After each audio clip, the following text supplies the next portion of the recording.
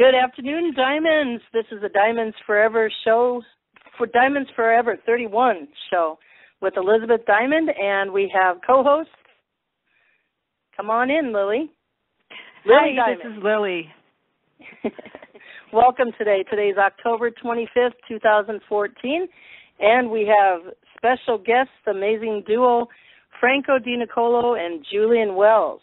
And just want to wish Julien and his wife, now Jen, happy marriage. They got married recently.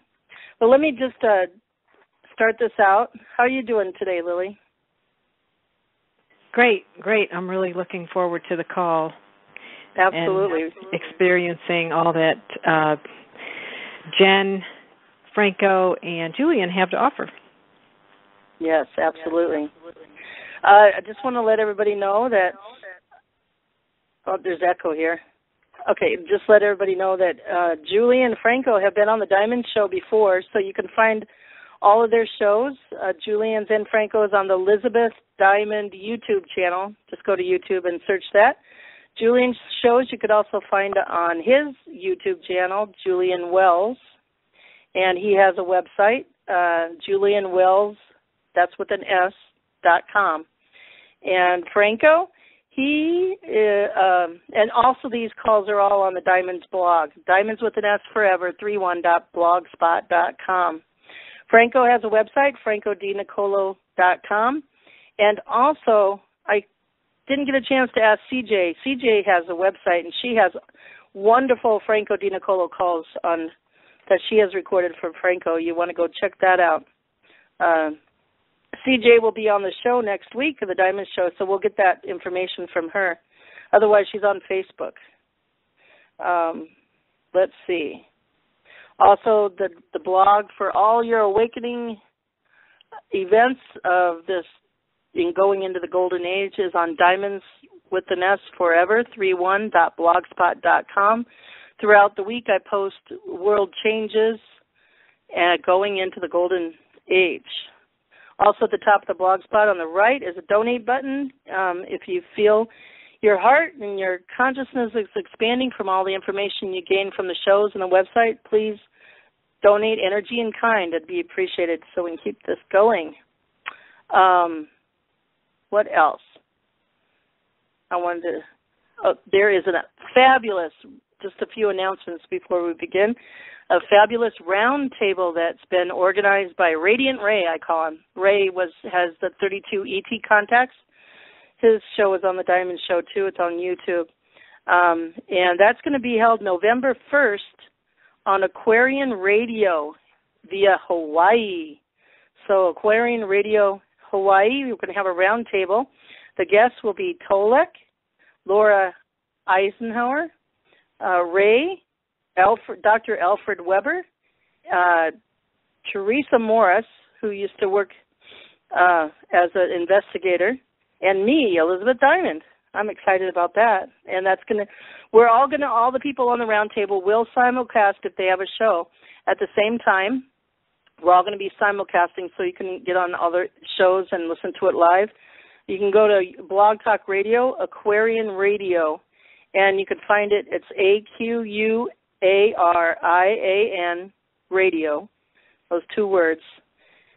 Janet Kira Lesson and her husband, Dr. Sasha Alex Lesson, will be hosting it from Hawaii. Teresa J. Morris does a show with them, too. So look forward to that. That's November 1st. I'll be posting that on the blog spot. Also coming up, C.J. Miller, a guest next Saturday, November 8th. Buck McCall, otherwise known as East Coast, November 15th, talks about the financial reset and the stuff he knows.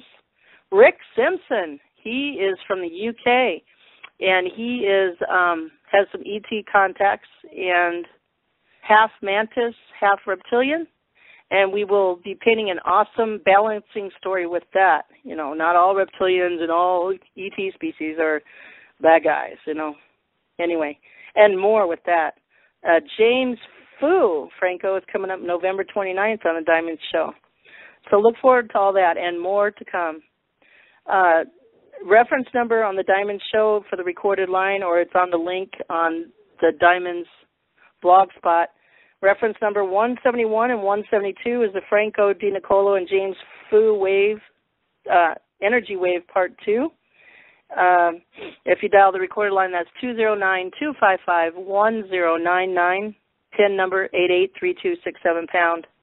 And then the reference number, that's 171, 172, Franco and James, the Energy Wave Part 2. 170 is me and Lily, and we brought in some audios as painting the picture of the next 2 years to come and preparing for that, and DNA changes. We found out some really good information we wanted to bring forth for you guys. So that's reference 170. 169, Antonia Higgins, Tools for Healing. That was an awesome call. And reference 168, Ray with the 32 ET contacts. And those are all on YouTube also, except for the Franco Wave Part 2. So let's get started. I want you guys, you diamonds all, to expect the unexpected. So I'm just encouraging you. Somebody talked about this the other day, and it really went into my heart. Expect the unexpected. Do something every day in your life out of your normal routine. Play and go with the flow. Shine a different diamond color, the diamond you are. Hug a tree like I did the other day. I brought the dogs out in the morning. I just walked over to that tree and I gave it a big hug. Say hi or smile to a stranger. Eat something you never tried before. Do nothing for the whole day. Be creative, because we're going into a time that all things will change for good, and it won't stop there. Don't get used to the changes, because you know why? Because all those changes, as soon as you get used to them, so don't get used to them, will paradigm shift again. A different way of thinking, a different way of doing things. Because we're creators, and we're going into who we really are. Creating, co-creating. Everything's going to change, and continue to change. Economics, learning, education, health, aging, our process, our DNA changing process, our subtle energies, our supernatural naturalism, and how we're working and co-creating together, not just the human race, but other races. And on and on and on. And you know why? Because we are limitless. We have,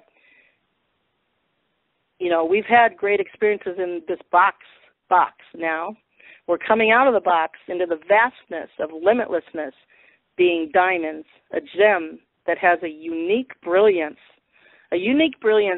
so much that everybody's watching us, multiverses, So I want to just start with this. I think this is pertinent. I just want to pray this awesome universal prayer and invite all of our friends and beings. So I just call in the divine flame of living love, a divine flame of love, a universal consciousness I call in. I call in all beings from this galaxy, this universe, this multi-universe. I call in the beings that Julian's in contact with from the observation ship. I call in all other beings that he talks to and Franco talks to and visits and creates with. I call you all in. I call our multidimensional selves, all of our multidimensional selves in. I call our higher self. I call our mental, emotional, spiritual, and physical bodies in. I call all essences in that want to enjoy the Diamond Show. And we welcome you. We welcome you. And I just thank you all for coming. Just say we are all one. And when one is harmed, all are harmed. When one is helped, all are helped. So therefore, in the name of who we are, and we are one with all that there is, I ask that only the highest good of all concern happen to all of us and this paradigm shifting going into the golden age. And I ask that for every single person in being and living thing in the multiverse. Only the highest good of all concern happen. And usually at this point I say, go now and do God's perfect will. But I say, stay, come and enjoy the Diamond Show. And you're welcome. Thank you. I just want to call in to the 32 beings that Ray's in contact with. Thank you. So we now have all the guests here, including Franco and Julien. So I want to welcome Franco DeNicola. Are you there? Yes, hello there. Thank you for having me on the show again. Welcome. How are you today? I'm doing excellent, and all thrilled to get to play and also to connect with Julien and Jennifer and yourself and Lily and really get a chance to play. Absolutely. Absolutely. Okay. So, Julien Wells and Jennifer, welcome. Thank you. Thank you for having me here. Jennifer's going to be in the background. She's shared a desire not to be so much on the air, but she's here, as questions arise for her.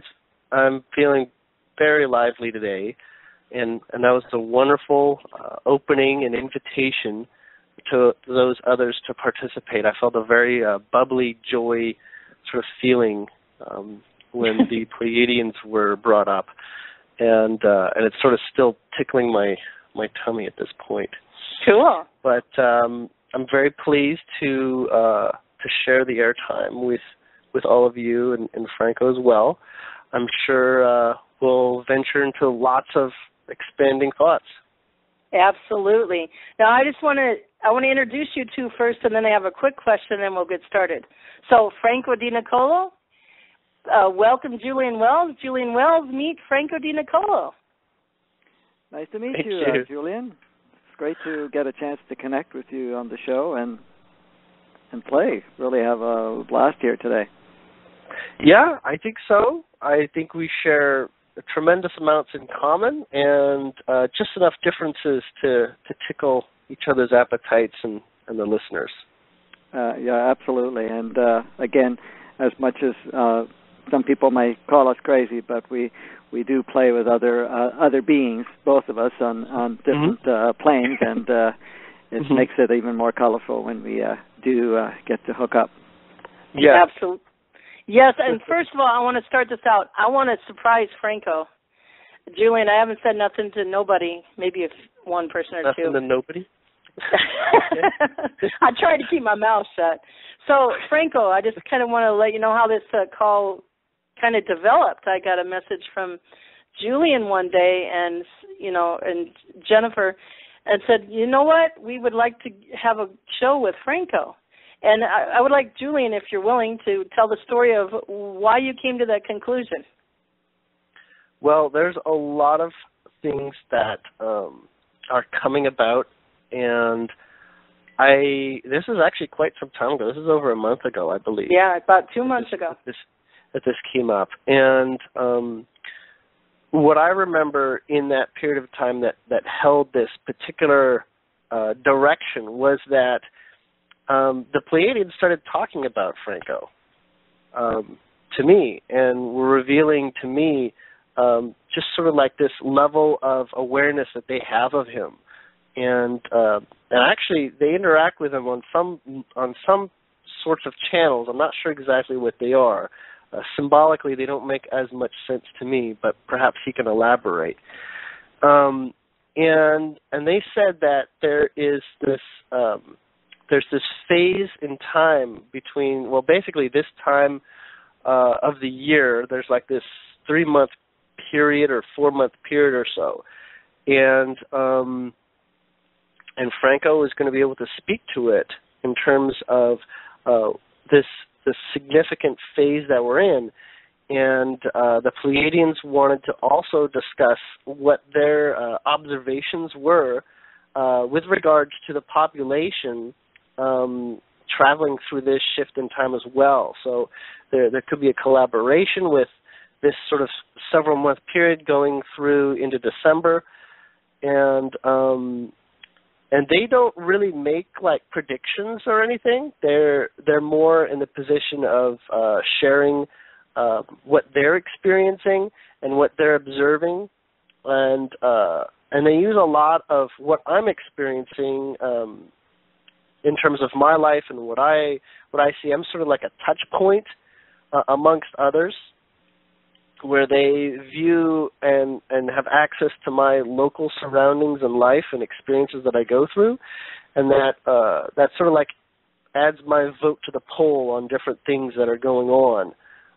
Not that I'm conscious of it all the time, but that there's a lot unconsciously that they're bringing to conscious light when they speak.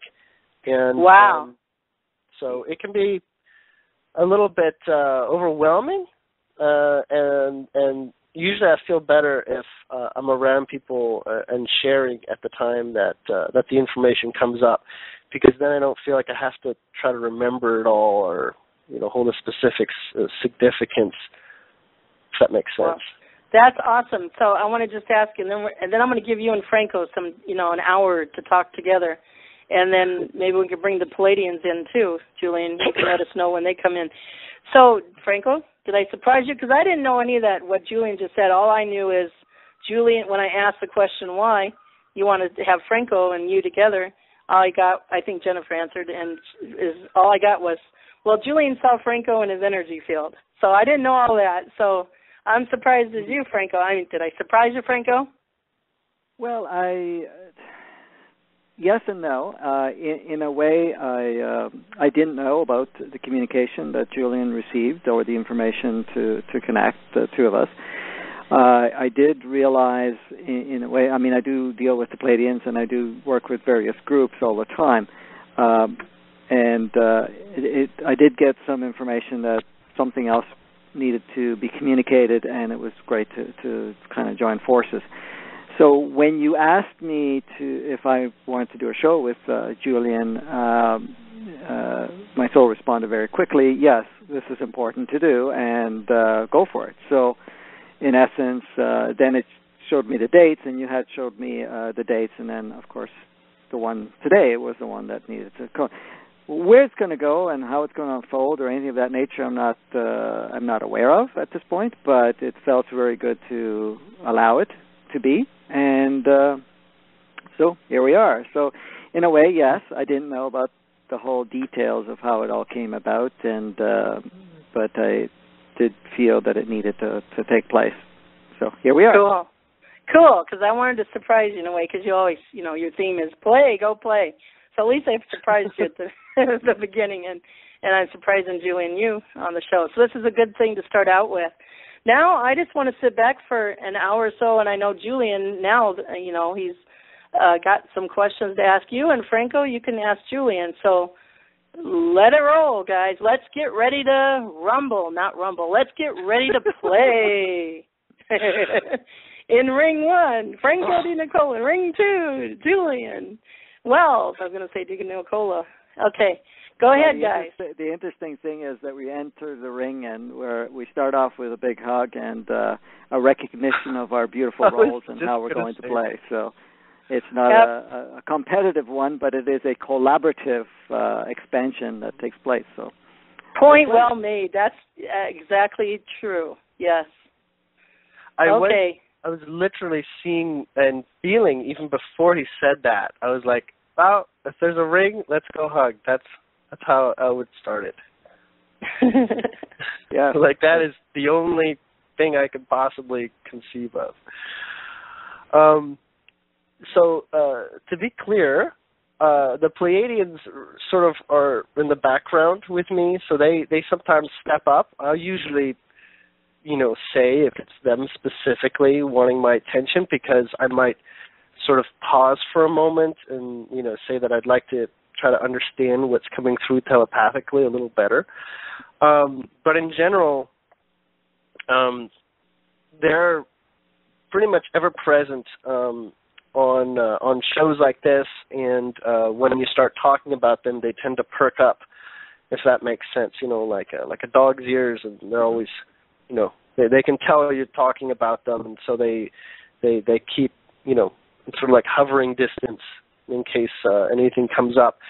And also to be clear, for those listening, and maybe you haven't heard me before, the Pleiadians that I'm in contact with is not necessarily all of the Pleiadian collective or whatnot. There is a ship in our solar system that I'm just basically called the observation ship, and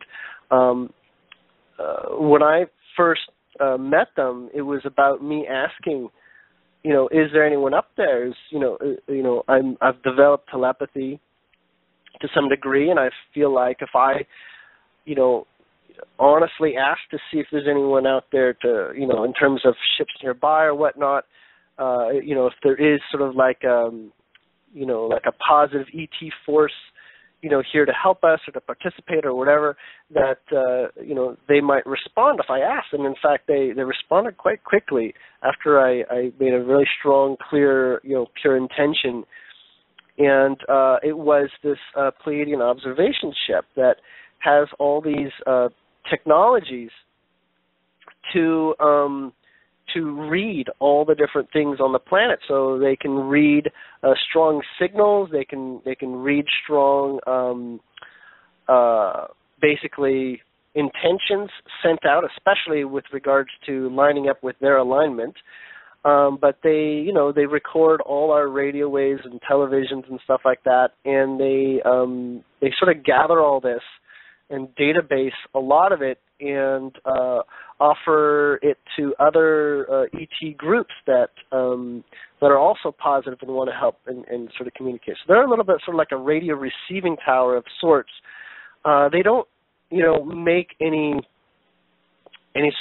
Well, in general, they don't, send out channeling Pleiadians. They don't project all that much. They're more of like a gathering place, and they discuss a lot of things. And they're it's a ship that's like a big dome. It's like I don't want to use the term Death Star, but it's similar to the Death Star from Star Wars. It's a big round planetoid type ship. It's not that big. It's not quite 2 miles in terms of diameter, but it operates with an outer, and you move through layers towards the insides, and on the outer there's plant life and there's animals and things like that. As you go inwards, it becomes more majestical and things like that. But what happened was they communicated that they could reach me, and I was absolutely flabbergasted, actually, that I would get such a strong,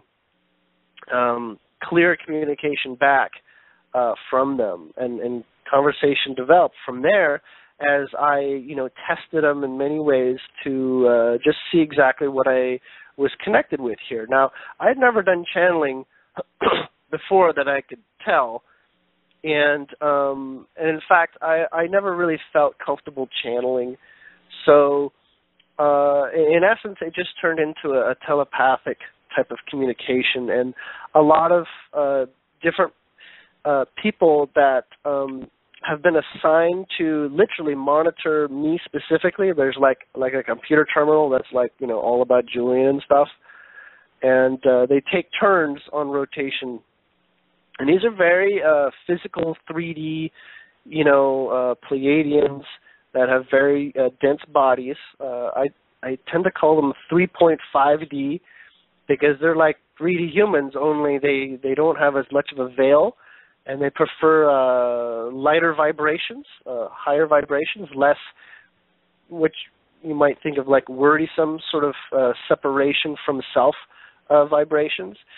But they do observe, and they are learning on this ship about humans, and they have for some time.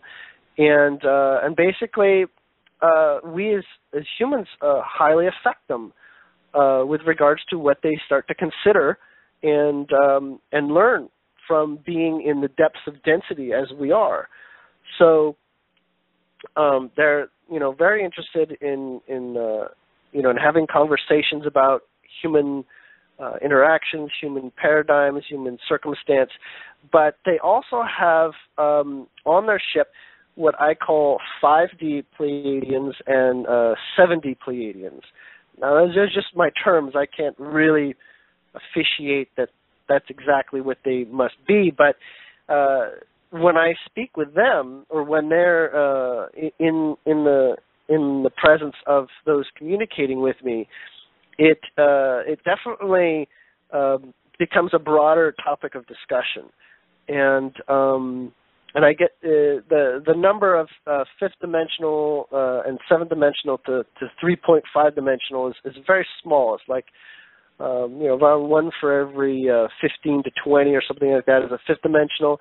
And you wouldn't really call them like managers, but they're around to answer questions and to help direct the flow of things to some degree.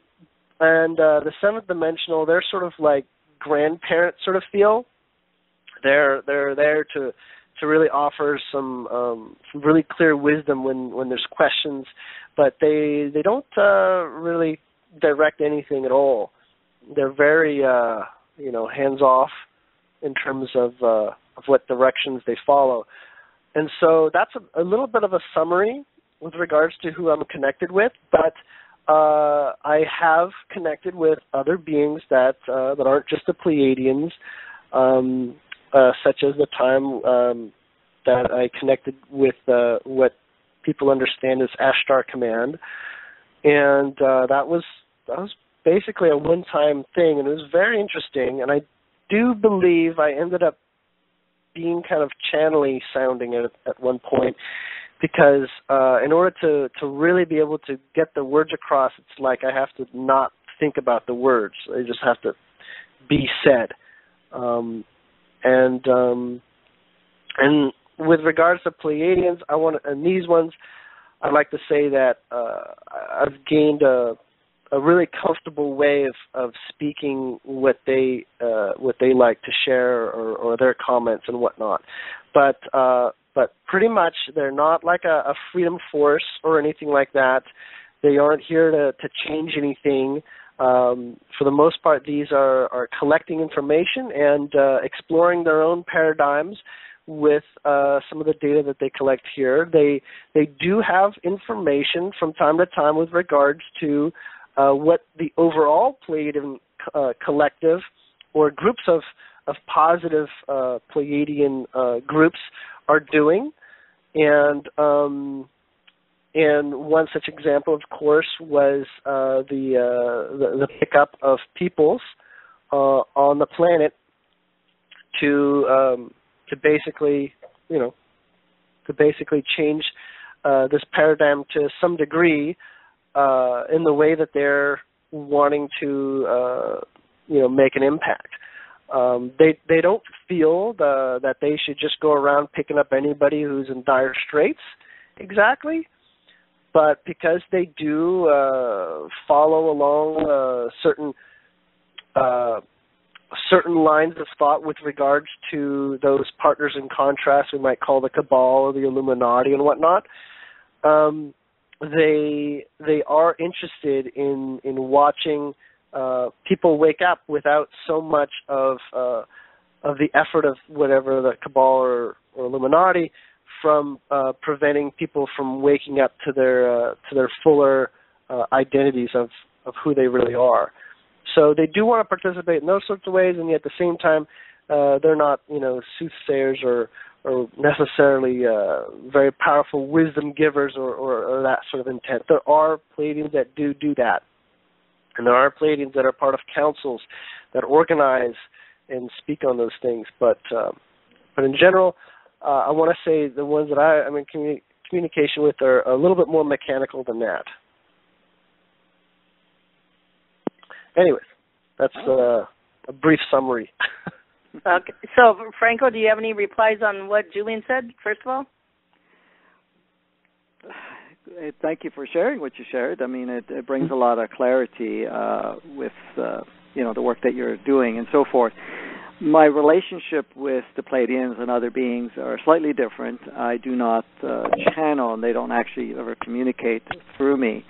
However, they do communicate with myself, and then I would be sharing certain things. But most of the work that I do with the different species are whenever we get together, we actually scan whatever needs to be done, and assignments are given to go in and make alterations in either the programs or the matrix or the collective consciousness. We work on various levels.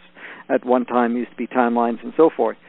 So the information that flows through myself is basically streamed from my soul. The soul is made up of 48 different unified souls, which carry different species in it within itself.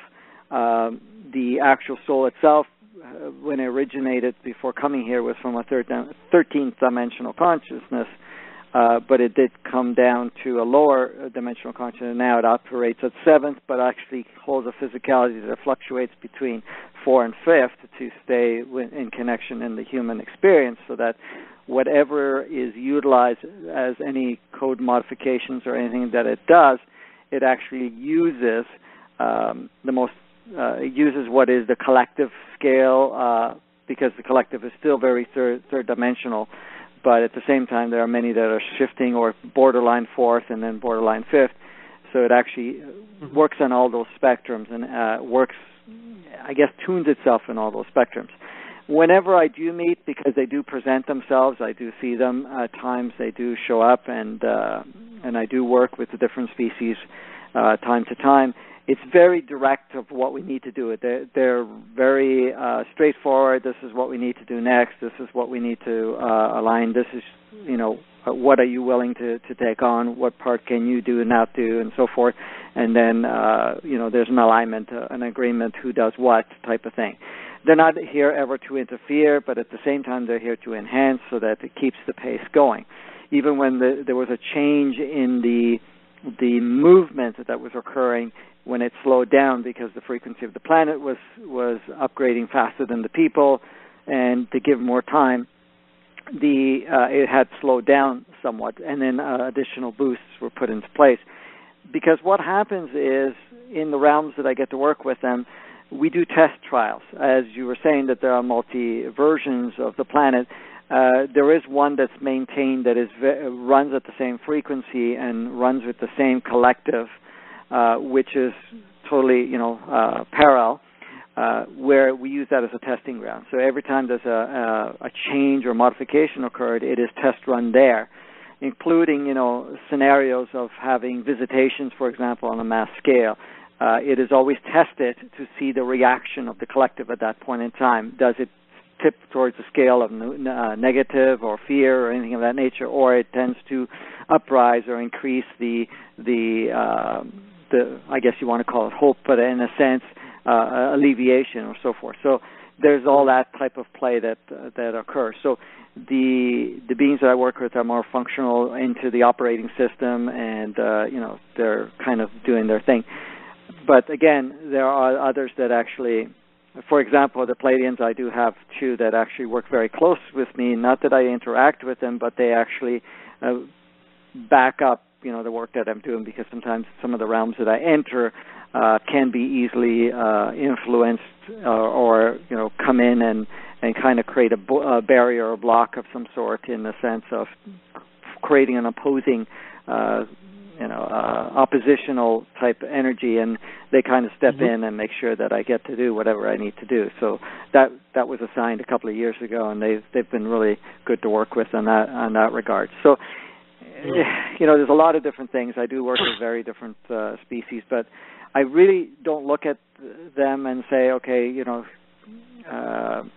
you're here and you're doing this for me and so forth. It's more that we're working together, and it's like everybody has their own little assignments, and whenever I do get invited on their ships and do show up there, it's really on a council basis where we sit down and kind of communicate and strategize, if you want to call it that, with their observation, with what they're bringing in and so forth, and see, okay, how can we unfold some of these potential things that would benefit and create more alignments with humanity and the planet, with the galaxy, with all our brother sister souls that are waiting for us to re-enter and be part of.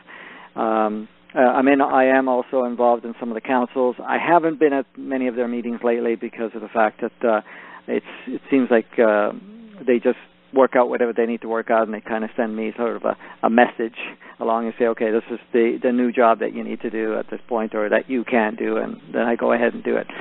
The other thing that's been happening is I've been worked on for a while now to prepare for the next phase that we're stepping in. So there's been a lot of functionality modification on the brain and also on the physicality, which I can't say was pleasant while going through it, but in essence to be able to transmit higher frequencies. So these are some of the things I've been involved in. When I say I, it's not Franco. Okay, Franco, I have to make clarification, is a physicality with a mind.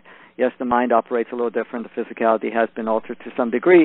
However, it's just a vehicle, and it's a vehicle that creates the link to the human experience on the planet, so that I have a connection. So it's like not so much a hub, but it's a link and a channel that you can use. And I don't mean the channel like what people channel. So it's more of a channel energetically. And I have a physicality that is an in to the matrix of the planet, the matrix of the collective, and so forth. So now you can use it that way. And also, by experiencing and understanding humanity, the brain is being used and the body is being used, mainly the brain, or the mind, the consciousness within the mind, to create any alterations. When there's an alteration made, it is actually used with the reference point of the human experience, rather than trying to do it coming from a different, say, another species worth of upgrade, or coming from a mix that does not actually work so well for the human. Not at this point, because humanity is changing. At some point, those barriers won't be there, and it doesn't require a filter, in a sense. This is kind of what is being used as a filter to stream the light, stream the consciousness, stream the frequency, so that it can actually be internalized by humanity and the collective. Because in essence, if it doesn't, and it comes into the raw, it's like yourself, Julien, when you're sharing information. A lot of time information comes to you which doesn't quite make all that sense, but it's something valuable. It's because the mind has to process it and kind of create it, and sometimes sharing it is very difficult too, because of the fact that the way it's presented on a different realm or a different dimension, and what is being streamed in as words or a way of dealing with our conscious state on a human plane is very different. So you kind of have to be I don't know if you call it channel filter, the encoder that puts that human touch to it, I guess, but not in a 3D version. Yeah, I get a lot of synchronistic symbology just to help me see that I'm on the path of what's being communicated. I mean, they can be with my physical eyes. They can just be, shoutouts of images or feelings or memories that sometimes help clarify. But, I admit a lot of things that they get involved in, including technology. People have asked me, like, hey, can you get some technology or whatever? I'm like, there's no way. There's no way I could begin to do that sort of work, because sort of specifics. I can basically show the effects. One of the things that also I do is I bilocate to this ship, and that I can pretty much walk around it, what would appear to be in my mind, but I've got a good part of the area where the computer type devices that use their form of consciousness internet that also is able to be used to observe me and my local surroundings. I've gotten comfortable and sort of have seen that mapped out and what their hallways are, what you would say their rooms are, and so I do a fair bit of bilocation. I don't feel like I actually have the ability to do that anywhere else, but in part it came from my desire to actually see the Pleiadians and see what they were seing. Like, basically, they let me know that they could see my surroundings. I wanted to see what their surroundings were, and so occasionally I would do that. I would go and basically bilocate, with just as simply as closing my eyes and having that intention. And I've seen some really remarkable things, sort of Star Trek-y type of things, and that's gotten me excited. But I've pulled away from that a bit because a bit of my anxiety over wishing that I could be there was taking over, my instincts to be here and present and do what I'm doing here. And I've talked with lots of people who have been in that sort of what you might call starseed position, where they say, I just want to go home. I just want to go home. And I said, if you really did go home, you'd miss out on why you were here, actually. There's a great significance that you don't see right now because a part of your mind is dealing with the challenge of transitioning or adopting this space and the way that it is with regards to the way that you truly wish to be. So that alone is part of this big shift, is working with our mind and basically holding it by the hand, step by step with, what is a greater truth than truth presented to us, in this space, and, step by step taking ourselves there, thereby, bringing the collective through in that process by living and being ourselves and not having fear of being ourselves, because that, is, that alone, even if you don't stand out and say, I'm a very spiritual being or whatever, you being your truth is very significant. And I get just so much reassurance, not just from Pleiadians, but, from my broader self and whatnot, to say that you may do whatever your heart is there, because your heart, when it feels right and it feels good, even if there's, beliefs and programs and whatnot, that's saying that you have the energy to do it. Most of the time it's the mind belief or your structure that says, this is not a sustainable act. You can't do this, whatnot, because it's the mind that's, its purpose is to create sustaining practices.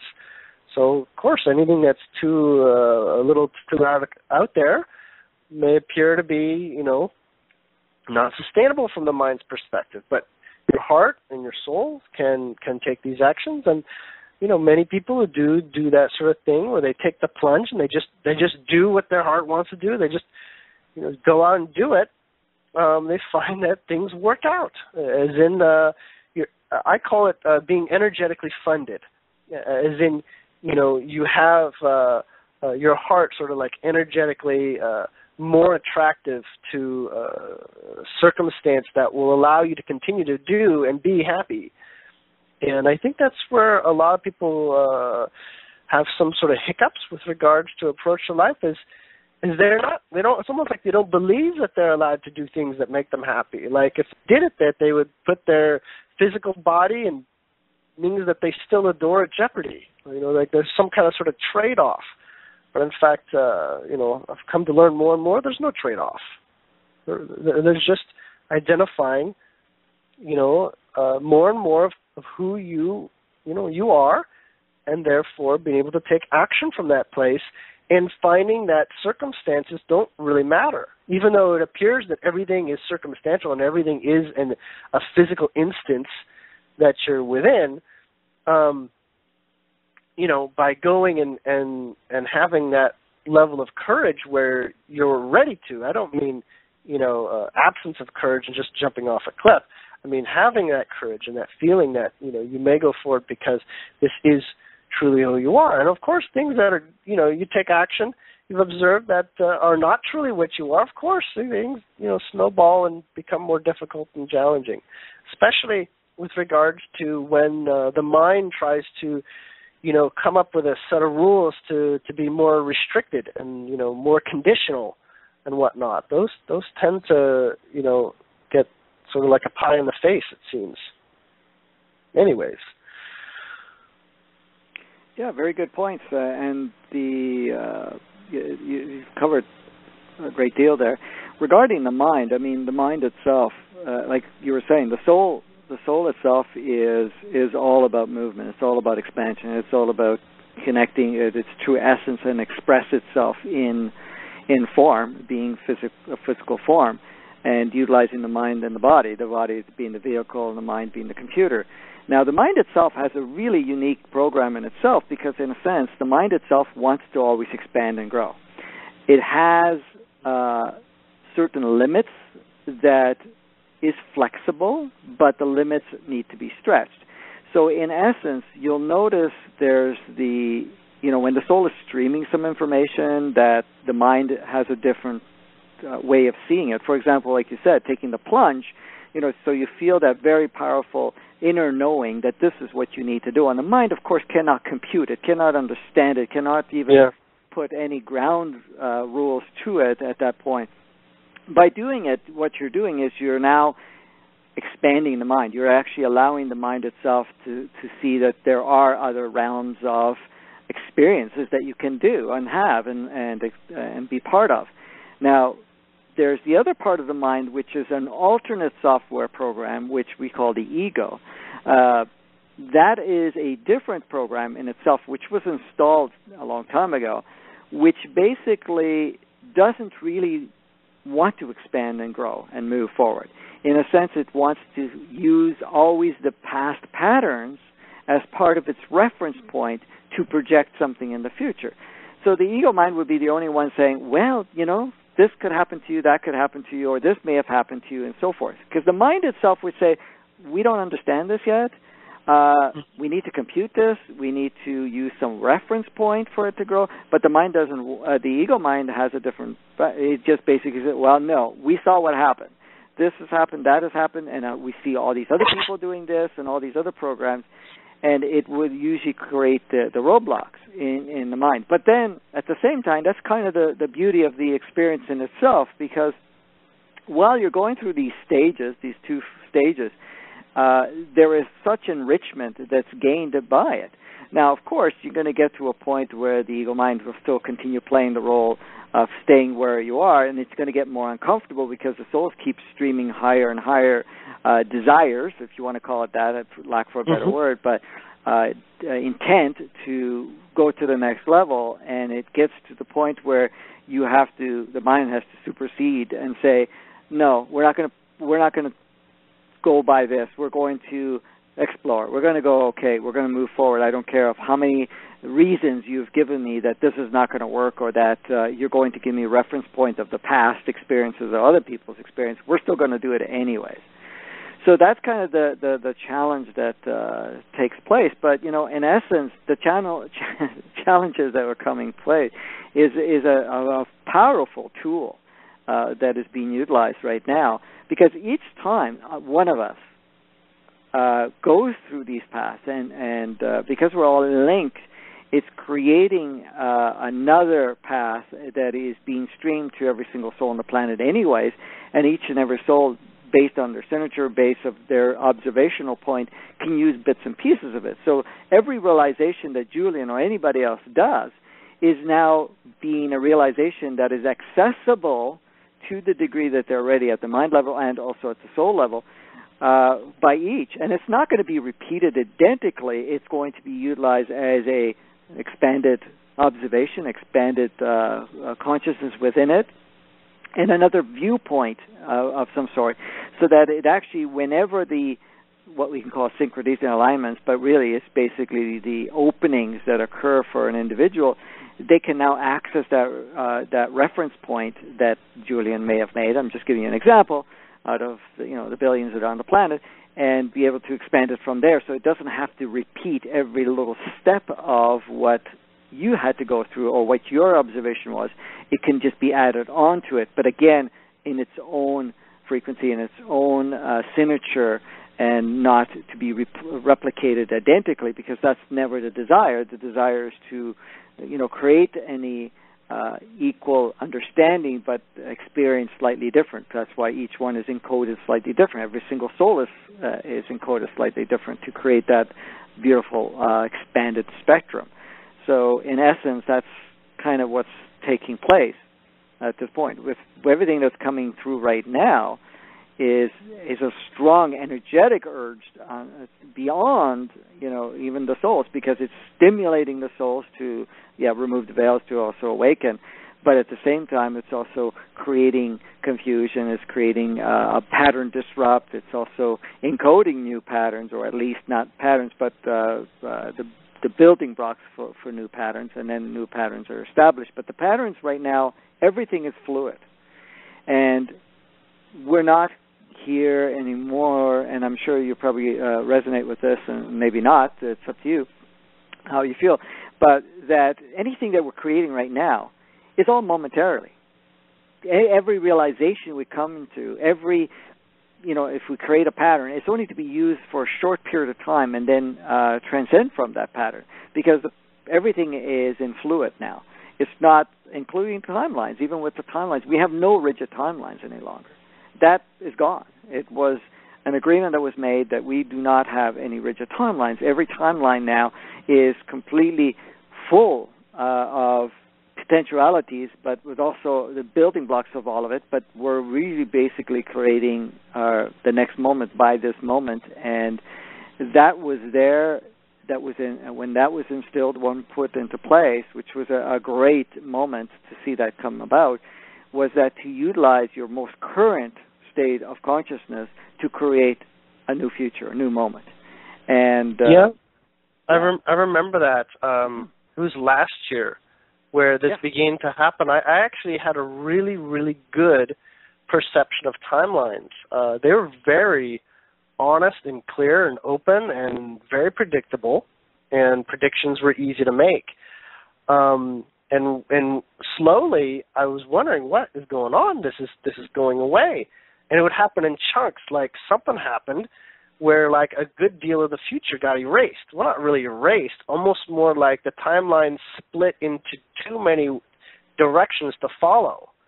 Like everything is actually much, much more opportunistic, but only based on where you are now. It's like if you had a couple of timelines of where you might go, just by your subconscious, what your regular routine was or whatever like that, you'd have a predictable life path. I'm going to get up tomorrow morning, I'm going to eat my cereal, read my newspaper, and go to work. It's a predictable timeline. Well, now it's like that most likely will not happen tomorrow morning, because now the gamut of stimuli and the gamut of perception of what is actually possible, scrambles it up into like a million possible, reflective thoughts that could lead to whatever happens tomorrow morning. So it's almost like timelines are like a string that's like been frayed, and that fray is getting unwoven and more, so that you could decide you want to be present one day, and that could be a timeline, but in fact it's only one of the minutiae of billions that honestly you may actually choose. It's this presence of freedom, sovereignty that basically opens up all possibilities more and more.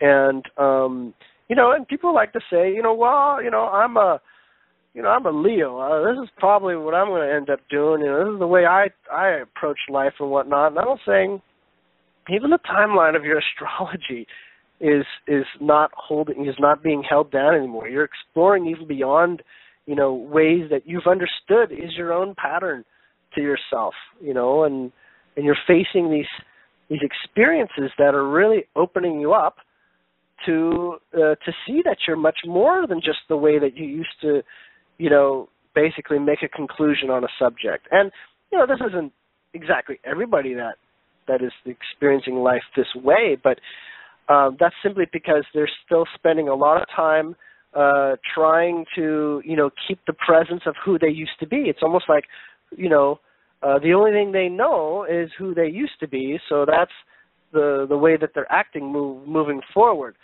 But more and more things are showing up to sort of get us to question who we are and what we really resonate being and what matters in this moment in time. It's almost like forcing you to stop looking at the past, forget the past, and forget about your long into the future sort of aims, and take heed of right now, because otherwise you're not going to survive sort of presence, not necessarily because of fear, but because there's just so much bursting potential in being in the moment and making the most of this period of now. And so my ability to see timelines, and as I was sharing them earlier last year, that's basically gone away. And now it's really just sort of like observing like a cloud, not like a stormy cloud, but it's like a cloud of energy that is moving forward, and that energy has a sort of like feel to it.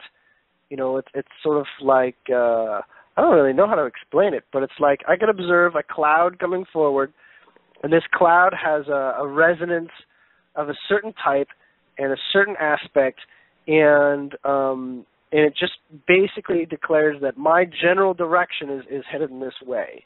And that's just for me. I can't even say for anyone else. Yeah.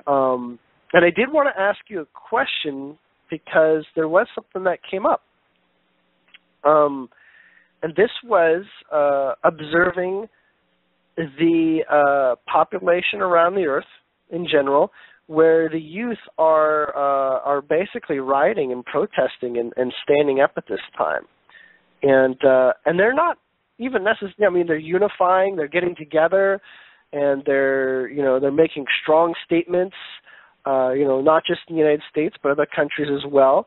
I mean, this has been happening. Rioting is a common thing, but it's actually been taking on new forms. And of course, the news, portrays it in a certain light and whatnot.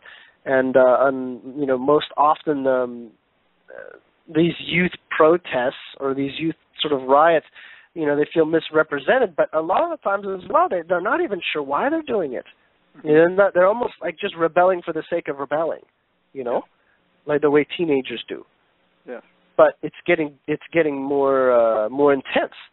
And what came up in a session that I had with someone was this element that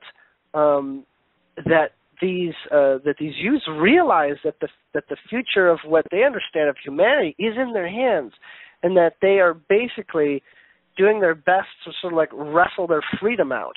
Even if it's not even a good cause, they're just exercising freedom. Exercising whatever liberty or something. And it appears that even though many of them are not necessarily spiritually versed or understand what's going on in the bigger pictures, apparently there's a lot of attention, from what I understand, to reach out to these sort of like movements, and not like even in a physical sense, but sort of like be there as people are going through these experiences and saying what is really going on, rather than just going through the motions or whatever. It's almost like bringing a greater sense of like clarity after the event or through the process of being a part of one of these events. Do you know about this? Yes, actually, it's thrilling about that, because in essence, what occurred. I mean, there's a couple of things that I wanted to cover, but let's start with that. The groups that are coming together are creating. They're feeling this ignition that's happened within themselves, and the ignition is not with absolute clarity at this point, but it's in a way where you can call it rebelled, but it's a non-acceptance of the energies, the ways that it has been, okay? And they see the structures, and they see the structures as confinement, okay? And they also see it because they also observe what it has projected up to this point in time in the sense of what the way of life it's been. So in essence, they are feeling that essence within themselves we need to make ourselves known now, to let them know that we are not interested in projecting the past, in staying in the status quo. So the first wave of it, which is expanding all over the place, is to speak out, sort of thing, and showing that we're not going to cooperate. They may not have the clarity what direction yet, but that is still unfolding anyways. But it's not. We're not going to intend with that. It's not that, and they're not coming into a fight mode either. You'll notice that it may seem that way, and the media might project it that way, but they're in a sense coming in a very peaceful way of just coming together and saying, this is what we want now. Now, some of the things that they're asking for is not in the highest of alignment yet, but it is a stepping stone, and it is something that is graspable by the collective or the people that are in charge or playing the different roles, because it very much so, and I'm sure you understand, Julien, and many others that are too, if you had to bring in the big picture and the whole scheme of things, it would be so far-fetched because most of the minds are going, what? Do this? Type of thing. And it'd be very inconceivable. But what they're doing is they're giving bite-size ways. And it's also awakening to kind of open up to see what the systems really look like and what they've actually presented. Now, the one thing is that you'll notice, if you start paying attention, Julien, and I'm sure you're seeing it now, at first there was the polarity thing, the bad guys, the good guys, they're taking advantage of us and so forth. But I'm sure you've noticed that that's shifting to the point where people are saying, well, this is a system, and how do we now change the system rather than seeing the cabal or the Illuminati or all the different structures in place as they're the evil ones. They're starting to get an understanding that they're playing a role. And most of them are unconscious playing the role, and they've agreed to play the role. They don't get it quite to that level yet, but they're starting to see more of it, and they're just wanting to create a shift, a paradigm shift, a shift in the role that they're playing. And it's almost really, and I think you've mentioned it before, where the ones that are playing those roles want to get off it, want to stop playing the role anyways. They want to release that duty that they've taken on. Even though that's a contract in a way, they're saying, we're done with this. We'd like to be part of this shift too. We want to be part of that. So please get whatever you need from it and so forth. So that we can let go of our role. We can a little bit of the feeling is like parents wanting the kids to finally move out of the house. Yes. Sort of thing. Yes, exactly. That's a great analogy. And it's saying, okay, we're going to make it intense enough so that you guys finally say, okay, we're moving forward from that.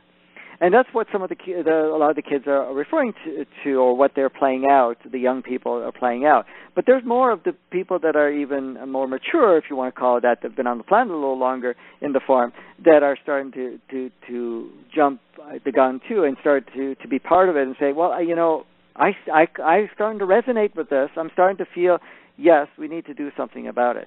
So that's what's playing out on that part. The other thing that I wanted to throw in is, which you were talking about earlier, and regarding the timelines.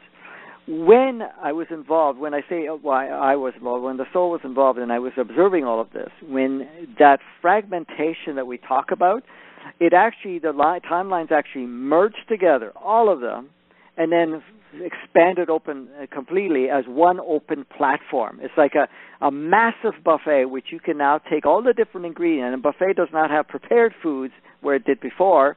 Now it has all these ingredients, and you can start mixing all the ingredients in to create your individual timeline based on. Now the ones that are still, for example, still stuck in saying, well, this is my life, this is who I am, and so forth, and this is what I continue doing, they actually are not on a rigid line. They don't have one. What they're doing is taking the same ingredients over and over again and plugging them in and recreating the same.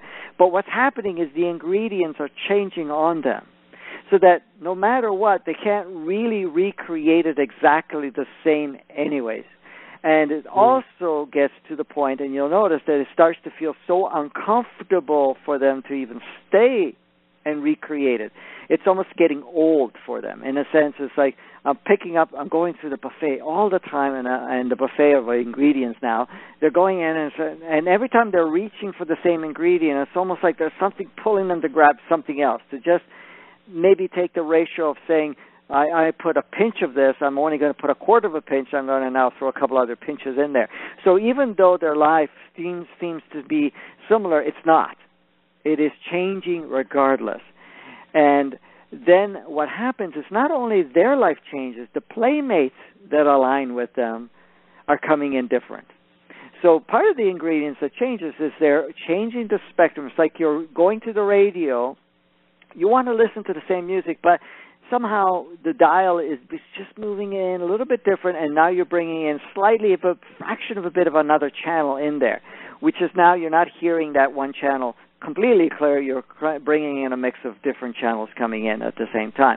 So all of this is playing out, and this is what some of the younger people are picking up on, and they're moving forward, but also everyone on the planet is getting that experience to the degree that they're that. And others, they're much more ready for some of the changes that are going on, so they're actually tuning in much further, and they're stepping in leaps. They're tuning the dial much more, of course. And that's what's happening. And then the ones that are doing so are creating a platform for for others, because they basically each one, as for example yourself or anybody else that makes a change within themselves, as your realization, and even with, like you said, with the timelines and everything, you start to come to the realization. The game of what you transmit, what you play with, what you experience has changed, and that is creating such a powerful ripple effect throughout that others are tuning into unconsciously in most cases, but some of them are tuning into it consciously and say, yes, this is now making sense. And of course it's shifting their mind patterns, it's shifting their existing patterns to the point where the existing pattern is not rigid any longer. Yeah, that definitely resonates. That is a very clear picture, much better than I could explain. For the most part, I just gave up trying to talk about timelines. I said, this isn't working. You know. But I wanted to bring up something else, but I wanted to check in with Elizabeth if we're on schedule with what she had sort of out for us. Elizabeth, are you there? Yeah, can you hear me? Yeah. Yeah, you guys doing perfectly. I just want to just say one thing about the youth. Mary Rodwell, she's interviewed tons of children and young people with ET contacts and all that. But she said, these younger people now planned it this way. They were coming in, going out their mother's womb, saying, we're not going to be part of, the rigid timeline. We're going to, the word you use, not rebel, but get out of the box. So we're going to show them how to do it. So you guys just put it perfectly. That's awesome. That's happening. So you go ahead, Julien, and then I wanted to take some questions from the audience that I got already, and one from me, only one from me, and they're not promised that, right? And then maybe somebody on the live line too. So you guys are doing great. Thanks. Go ahead. Well, I wanted to talk a little bit about a direction that I'm going to begin going into a little bit here, where I've found out more of where my mind meets my soul in terms of my intentions to support helping people understand a bit of this, mind reality here. Is I've been called to connect with people that are addicted to video games or addicted to media like movies and whatnot. In the way that explaining just how and why we have video games and why we have that sort of electronic entertainment and why it's amongst the largest budgets for most Western societies at this point in the entertainment industry or sector, as there is this experience of living sort of vicariously, living in a micro reality or a micro dimension that is a fractal truth of a greater dimension, and beginning to understand a little bit about this. It's not that what's in television or what's in the video game is actually an illusion. It is a fully functional reality that you can go into just about entirely with your mind and experience a different sort of rule set, a different sort of like creation space, and a different sort of like potential reality space. And, I'm sure people have heard that the mind can't really tell the difference when it's watching a horror movie, only that that you're not actually in jeopardy, with regards to what goes on in the movie. People are maybe getting offed or something like that in a horror film, or in a game with like shooting and stuff like that. People are being going through. If you were to go through it in your own life, it'd be quite traumatic and dramatic. But there's this living vicariously so that you can have that experience without actually taking your body through the experience in this dimension. Almost like, you want to do skydiving, but you're afraid of heights. So you do skydiving, by following somebody else's, skydiving, helmet cam or something. And I've found more and more degrees of understanding that there's a lot of information that can teach us about ourselves in how we engage with these micro realities, these fractal realities that are highly developed. And a big part of it is the with video games and stuff like that is actually short-term games. As in, it's easier to have an achievement in a game than sometimes it feels like you can in real life. It's like a measure of success and a measure of positive fulfillment that you're able to solve a relatively low complexity problem or a low complexity challenge versus the challenges in your waking 3D life that can be much more difficult.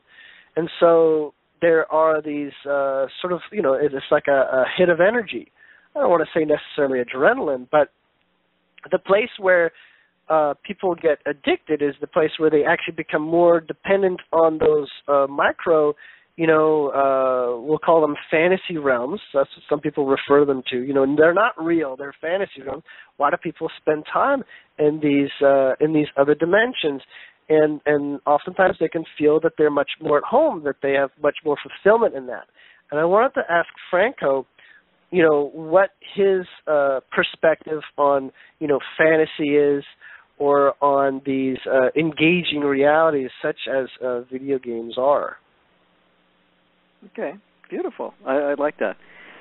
The video games, the movies, and so forth were designed specifically with the intent to keep you in the matrixal reality of the superimposed matrix reality, so that you would get so engaged in that you would not be able to live your own reality, but also encode you to stay within that reality.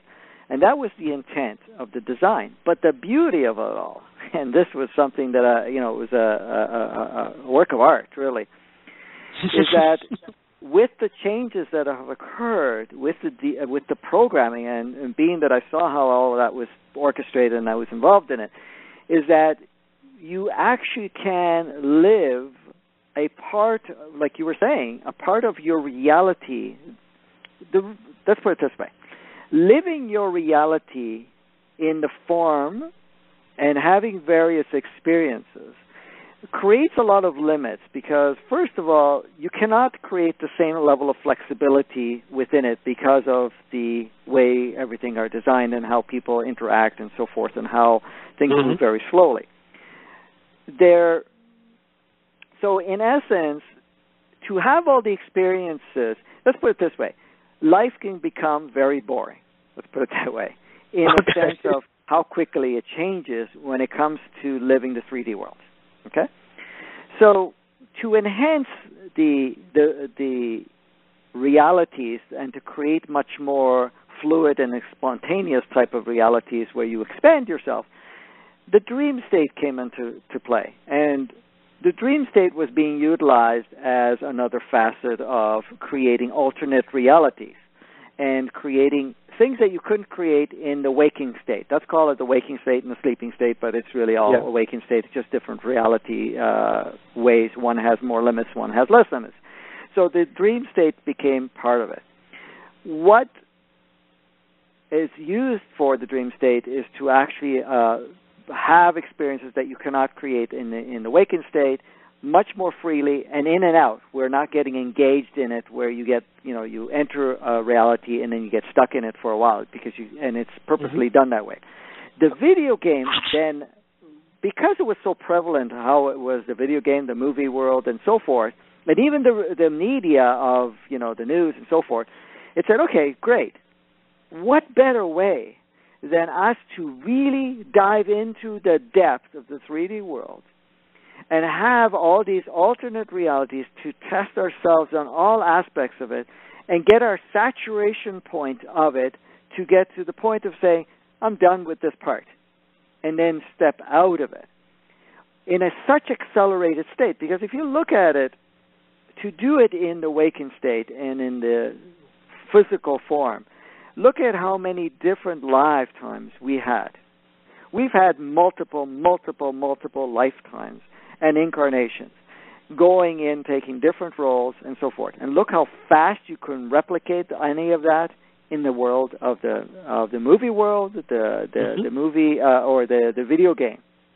You can go back and forth. You can have futuristic games. You can have games, of the past. But you can also see all the different experiences that you can have in there, and it gives you the opportunity to achieve much more and get to that point of saturation. Now, even someone getting addicted to it, in a sense, because they get so hyped up on that, but eventually it gets to the point where it causes so much compromisation in their reality that they don't want to live in this reality anymore, and then even the addiction doesn't feed them so long. So now they're forced to kind of abandon all of it and wake up and kind of shift into themselves. Yeah. So all of that is playing out. So assisting someone to be able to see that it is not an evil tool, even though it was designed as that, if you want to call it that, but there doesn't exist any evil. It was all It polarity. has been steered in that direction, yes. Yes.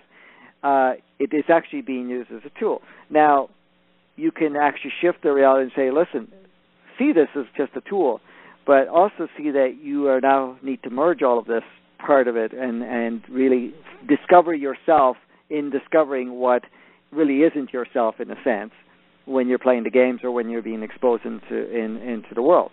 Because you'll notice, and you probably noticed it yourself, Julien, and even Elizabeth and others listening, that we may have been attracted to horror, may have been attracted to different movies, different video games, or different experiences, or even interactions with different people in different ways of experiencing themselves. And as we continue to shift, even though that we took it all on and we played with it fully, it started to shift where our interest points, even our choices and how we even resonated changed. So somebody watching horror movies comes to the point where it starts to become not only not interesting, it starts to become revolting in a way. Because what happens is that they're shifting, and that does not feed them any longer. Not only doesn't it feed them, they don't need that energy that it's exuding, or that part of the experience that they're creating in the mind by playing the game or watching the movie or whatever it may be. So in essence, it's being used as a beautiful, powerful tool to really get you to the saturation point so that you actually shift. Now, some will go through it and seem like they're never going to get out of it. And at that point, they're playing a very intense role where they can get lost in it to represent that to others and showing that how it feels and how someone experiences by being totally wrapped up in that role.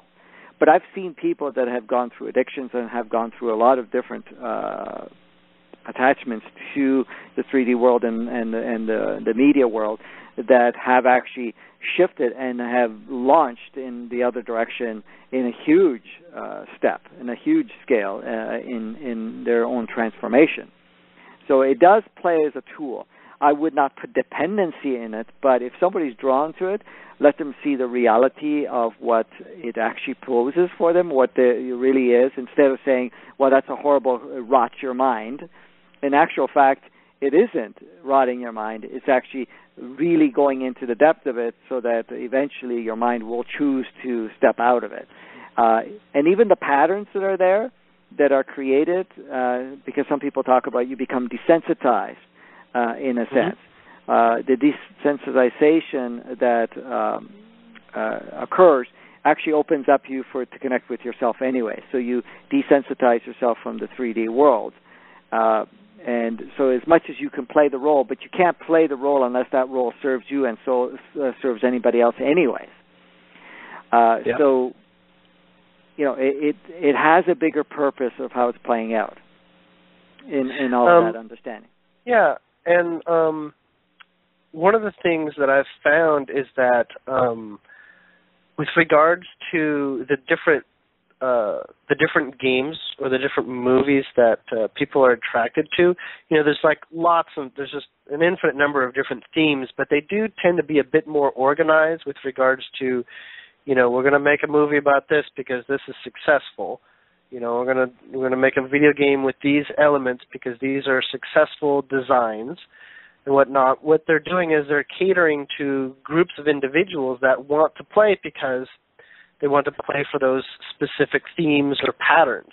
Mm-hmm. And what I've found out over quite some time, starting intuitively but then becoming even much more factually, is that I've found, based on the sort of games that someone plays, and for the different reasons within games, because now games cover a broad spectrum of demographics, so that the game, is sellable to a larger demographic. There's different patterns within games that people are attracted to, and within those, I've found that you can actually help someone understand themselves, what pattern they're engaged in.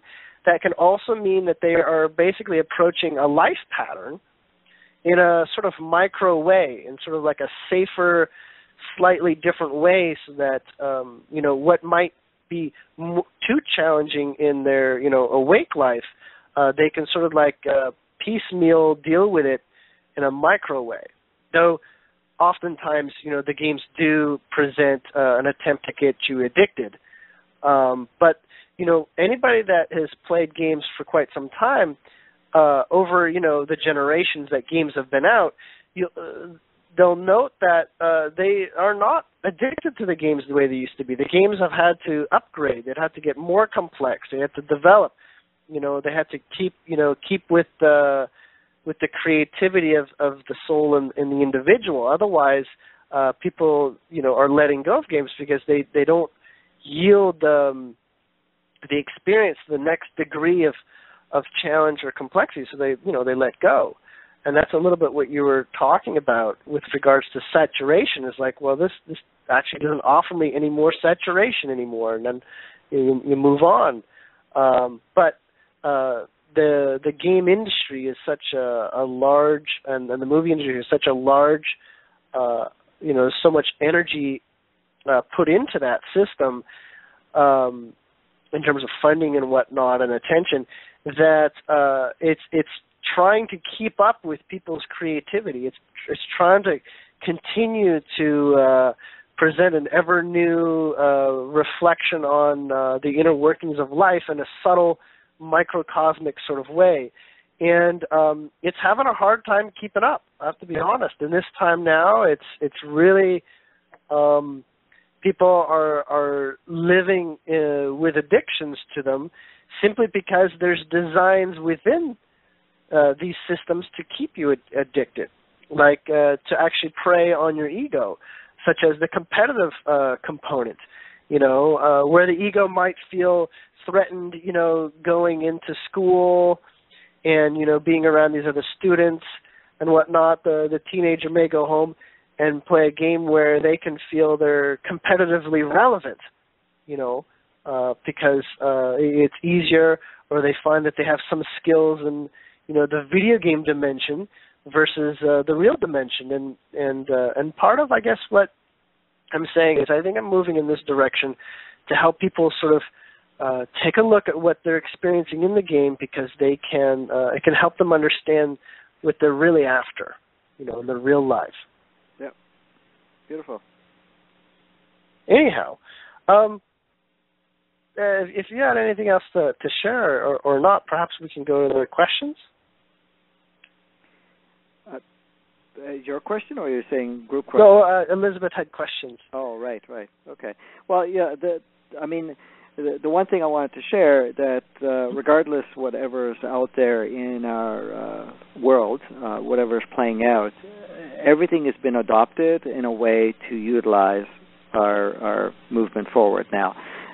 So even any focus that we may give that's saying, well, this is negative versus positive, all of it is being now utilized. I mean, it's not fully 100%, because remember, we're the receiver of this information. We're the receiver of the experience, and the interpretation is done at the mind level, of course. And the mind levels, the mind programs are being altered so that the interpretation shifts.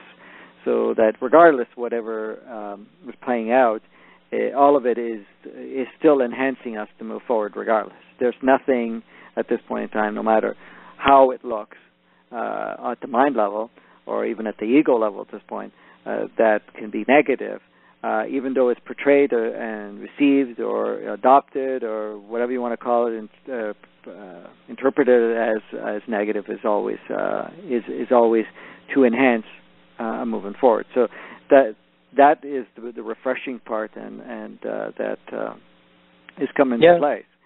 And that's what I've noticed. It's allowed me to have a great deal of ease and comfort with whatever anybody sort of brings up, because you could basically see the benefits in there. And it's getting easier and easier, at least for me, to see that. And that's why I like doing sessions and having discussions with people, and find out what they might get confused about, or maybe they want to see some people see it as wanting to know what the silver lining is, but when it really rings true, it's like, oh gosh, that really does hit home, Mm-hmm.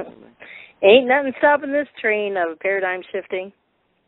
Yeah, nothing. Ain't nothing. We're going there. We're going for it. We decided we're going for it. Yeah, even, and I think, Julien, you may have mentioned it in the past, I'm not sure, but at this point, even, the compromisation of the planet and so forth, or that if we don't get to a certain level, or that we don't shift in consciousness, or we don't do this and that the planet will be destroyed and all that, even all of that is all gone. I mean, everything, and I'm sure with your connections with the Pleiadians and others that I've shared with you, they've done, them and other groups have, collaborated and worked to make sure that none of that will occur, so that we will continue to move forward no matter what. Only to the degree of incidences and situations or unfoldments that would create another level of intensity for growth will be allowed, but nothing to any form of destruction. So, in essence, we're moving forward regardless. It doesn't matter what role anybody plays. Yeah, in part, the picking up by the Pleiadians, that was because they came to that understanding that nothing really is at jeopardy. Mm-hmm. Like, there is no real jeopardy any longer. The worst, what we used to call timelines, they're fully dissolved, and so they're actually just constantly extremely, not just optimistic, they're like gleeful at the way things are going. Even if we could still say there's some crap going on or whatever, but you have no idea how well this is going. Like, this is really going well. Yeah. Yeah, exactly. So, now, have they shared with you on some of the challenges humanity has with toxicity and a lot of the pollution and the physical body, things that are making it slow for energy to flow, at least for the physical body and for the local environment. Toxicity is probably one of the number one ways that the body has a hard time reaching states of mind that would really help us have clarity in our lives. And so naturally, a lot of the things that would create or obscure our ability to have a broader state of mind and an opener state of perception and wisdom comes through affecting the physical body.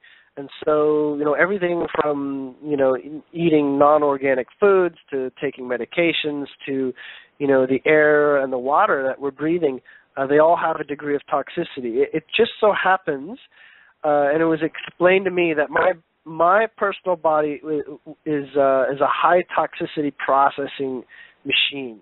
So in some cases, we could say that I had an easier awakening at a younger age or whatever, not just because of the surroundings that I surround with, but because I don't suffer ailments from things that are toxic to my body. Like, for instance, it's very difficult for me to get drunk or for me to even get high, or get addicted to substances, be affected by sugar, and all those sorts of things. It's as if my metabolism is highly self-correcting, but I'm also an awareness that not everybody has, that's not in the same boat that I am in. Mm-hmm.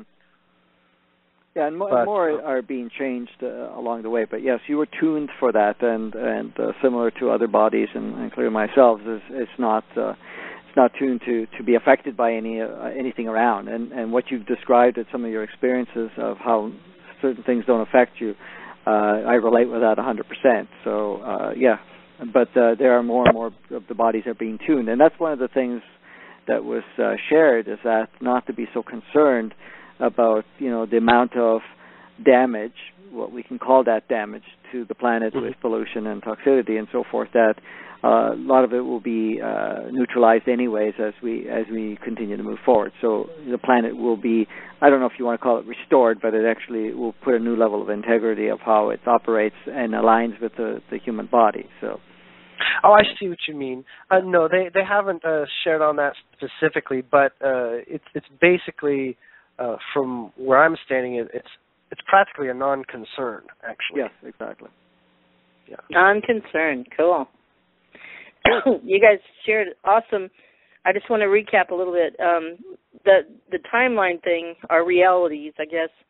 Where we're at now is, we had many timelines.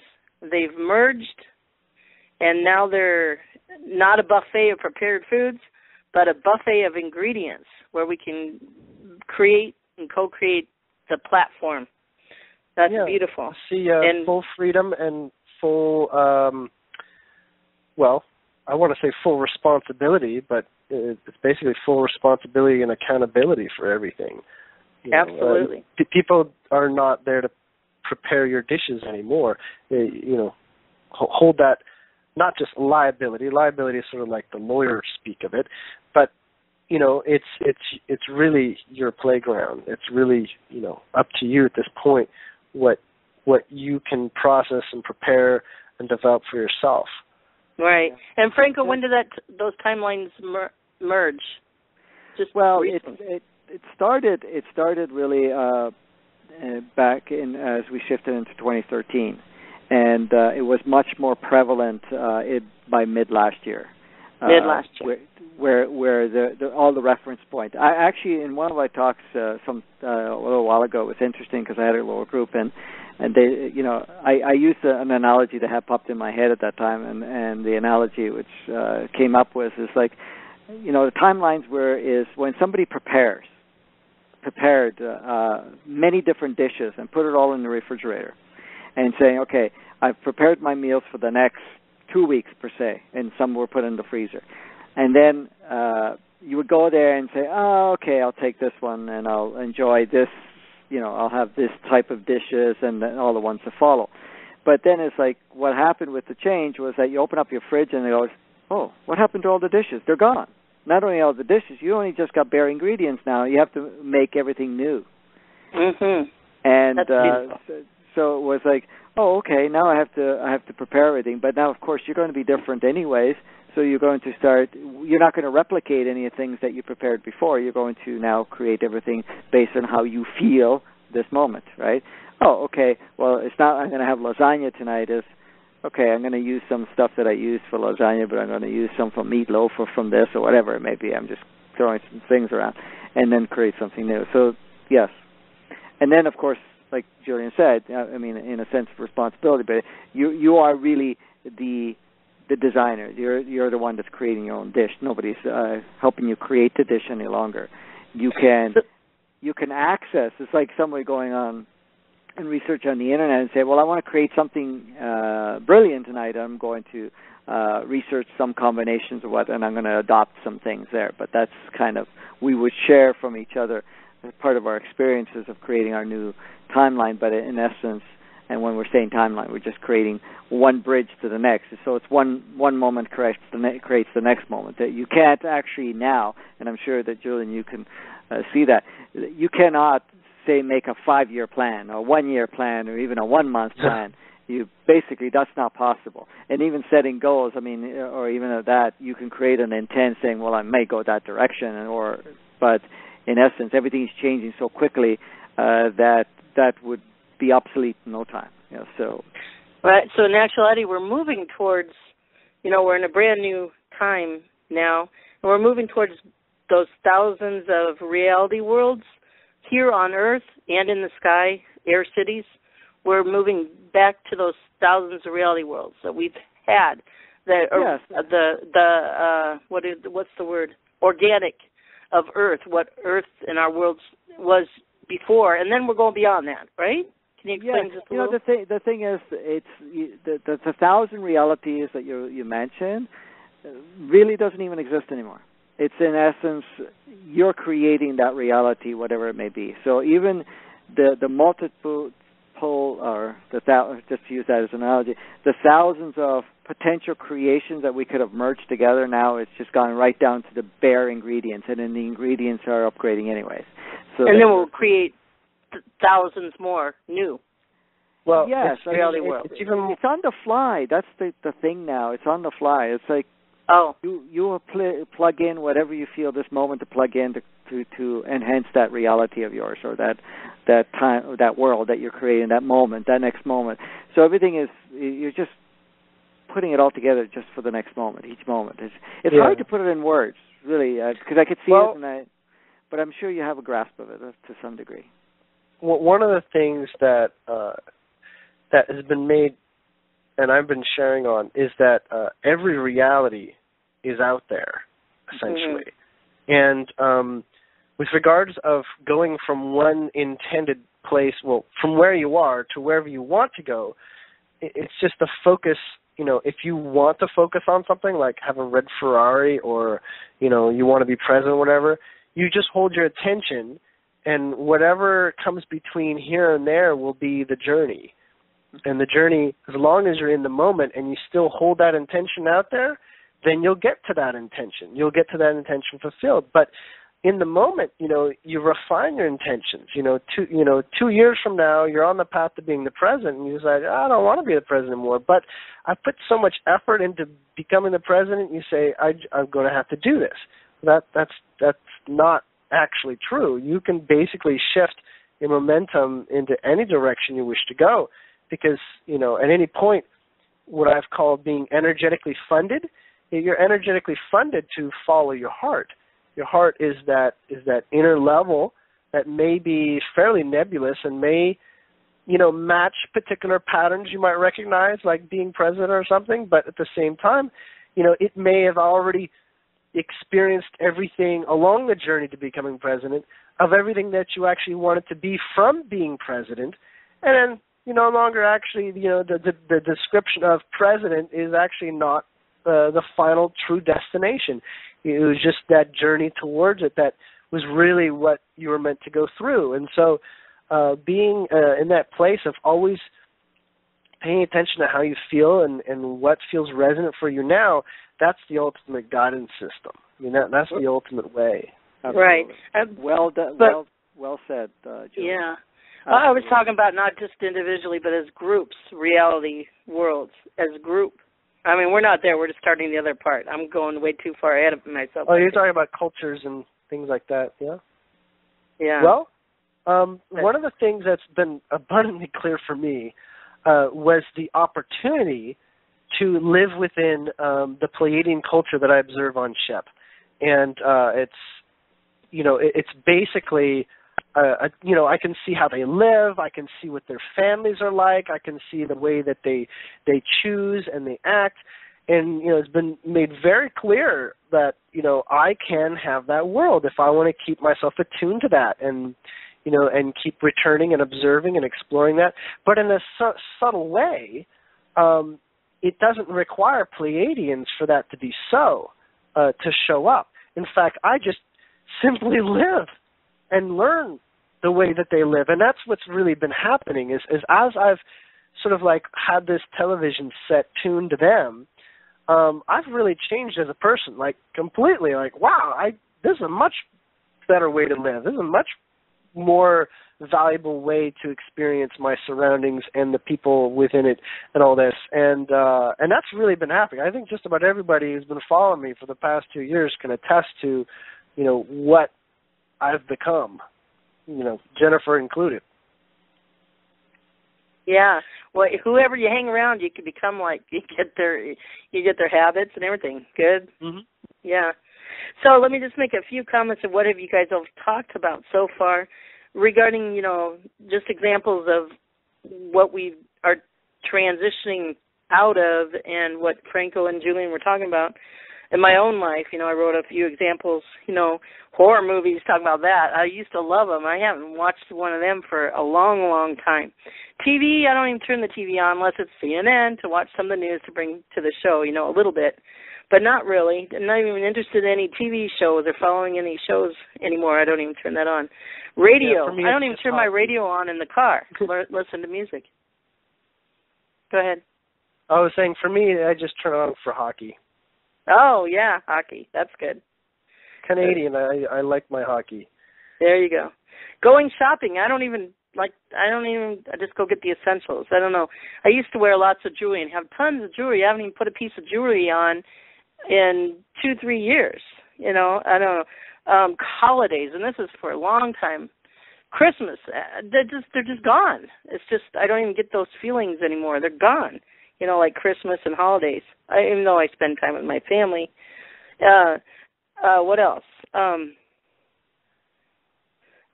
bad guy stuff for the news and stuff. Not following detailed stuff of that anymore. Financial reset, the details of it, not even following that anymore. A little bit, but not the detailed stuff. Stepped away. And then regarding the movie world and the gaming industry, I don't know a lot about games and what's come out. But even the micro world in the movie, there's micro fractals of what we're going into, the paradigm shift in movies too. Captain America, Tower Heist, Jack Ryan, Shadow Recruit, he's in The Good Guy, infiltrated in the government. A Galactic one that was just out. It's called Galactic something. It's from, anyway. Guardians of the Galaxy? Yeah, Guardians of the Galaxy. That was good. Yeah, and talking about obscuring things, when you're awake and you know that, I was just out yesterday. There was tons of chemtrails going. It was like a day after the eclipse. Like they wanted to cover up the sun and stuff. I said, what the heck's going on? I seen planes doing chemtrails, with all that crap in there, but we're neutralizing that. I'm not scared of it. I'm just so awake. It's like, oh, come on. I want to get the good stuff of the earth and the sky. What are you guys really covering up? Come on, I want to see it. It's time. So anyway. And then we're moving forward. I want to and we'll get to the question. We're moving forward. Ain't nothing stopping this train, even regarding the stuff, Ebola and ISIS that's out there now. And, yeah. So, you guys are quiet. Well, no, we're listening. Yeah. We're waiting for you and the questions and then whatever else you wanted to play with. Yeah. All right, let's go to questions then. Belinda's asking, she's seen a lot of ship sightings lately, and I know on Radiant Ray, the 32 ET contact, and his grandfather and his father said that his Fab 4 said that we're going to start seeing more ships, in November. But she wanted to ask you regarding the ship sightings. Anybody have anything, info on that? And maybe, Julien, you can ask the Pleiadians that are present, and Franco, you too, and go ahead with that question. Well, what has recently come up with something quite interesting, and this came up with a discussion with the Pleiadians in a session that I had with someone. And they didn't tell me this information, beforehand. It only came up when it was asked. But there are now UFOs in the shapes of airline planes. And it's making it so that they are basically, they've designed like airline-looking planes, and now some of those are actually UFOs, and they may literally just disappear from view.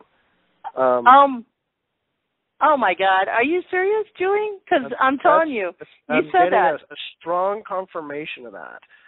At the beginning of the show, I looked out the window because I'm in my bedroom. I got a big window. I said, "Is that a ship?" I'm serious. Is that a ship? And then I looked and I said, no, that looks like a ship. And then it was an airplane. I said, oh. But Okay. I agree with you, Julien. That was a ship. It looked like an airplane. Go ahead. Yeah, they're getting a bit sneaky. This makes them harder to identify for, let's just say, counter forces to them showing up in our skies. Absolutely. But yes. I don't know really what they're going to do with all that. I'm hoping they'll let some people take a ride with them now. They can land on the tarmac and they don't be bothered by anybody or something. I don't know. You know anything about that, Franco? Yes, I've actually I've known of that, and the other thing is too, they don't actually they can land on a tarmac, but they don't actually need to, and they've actually been spotted. At least I've seen it spotted that they can land in the bush or any place else, and you look at it.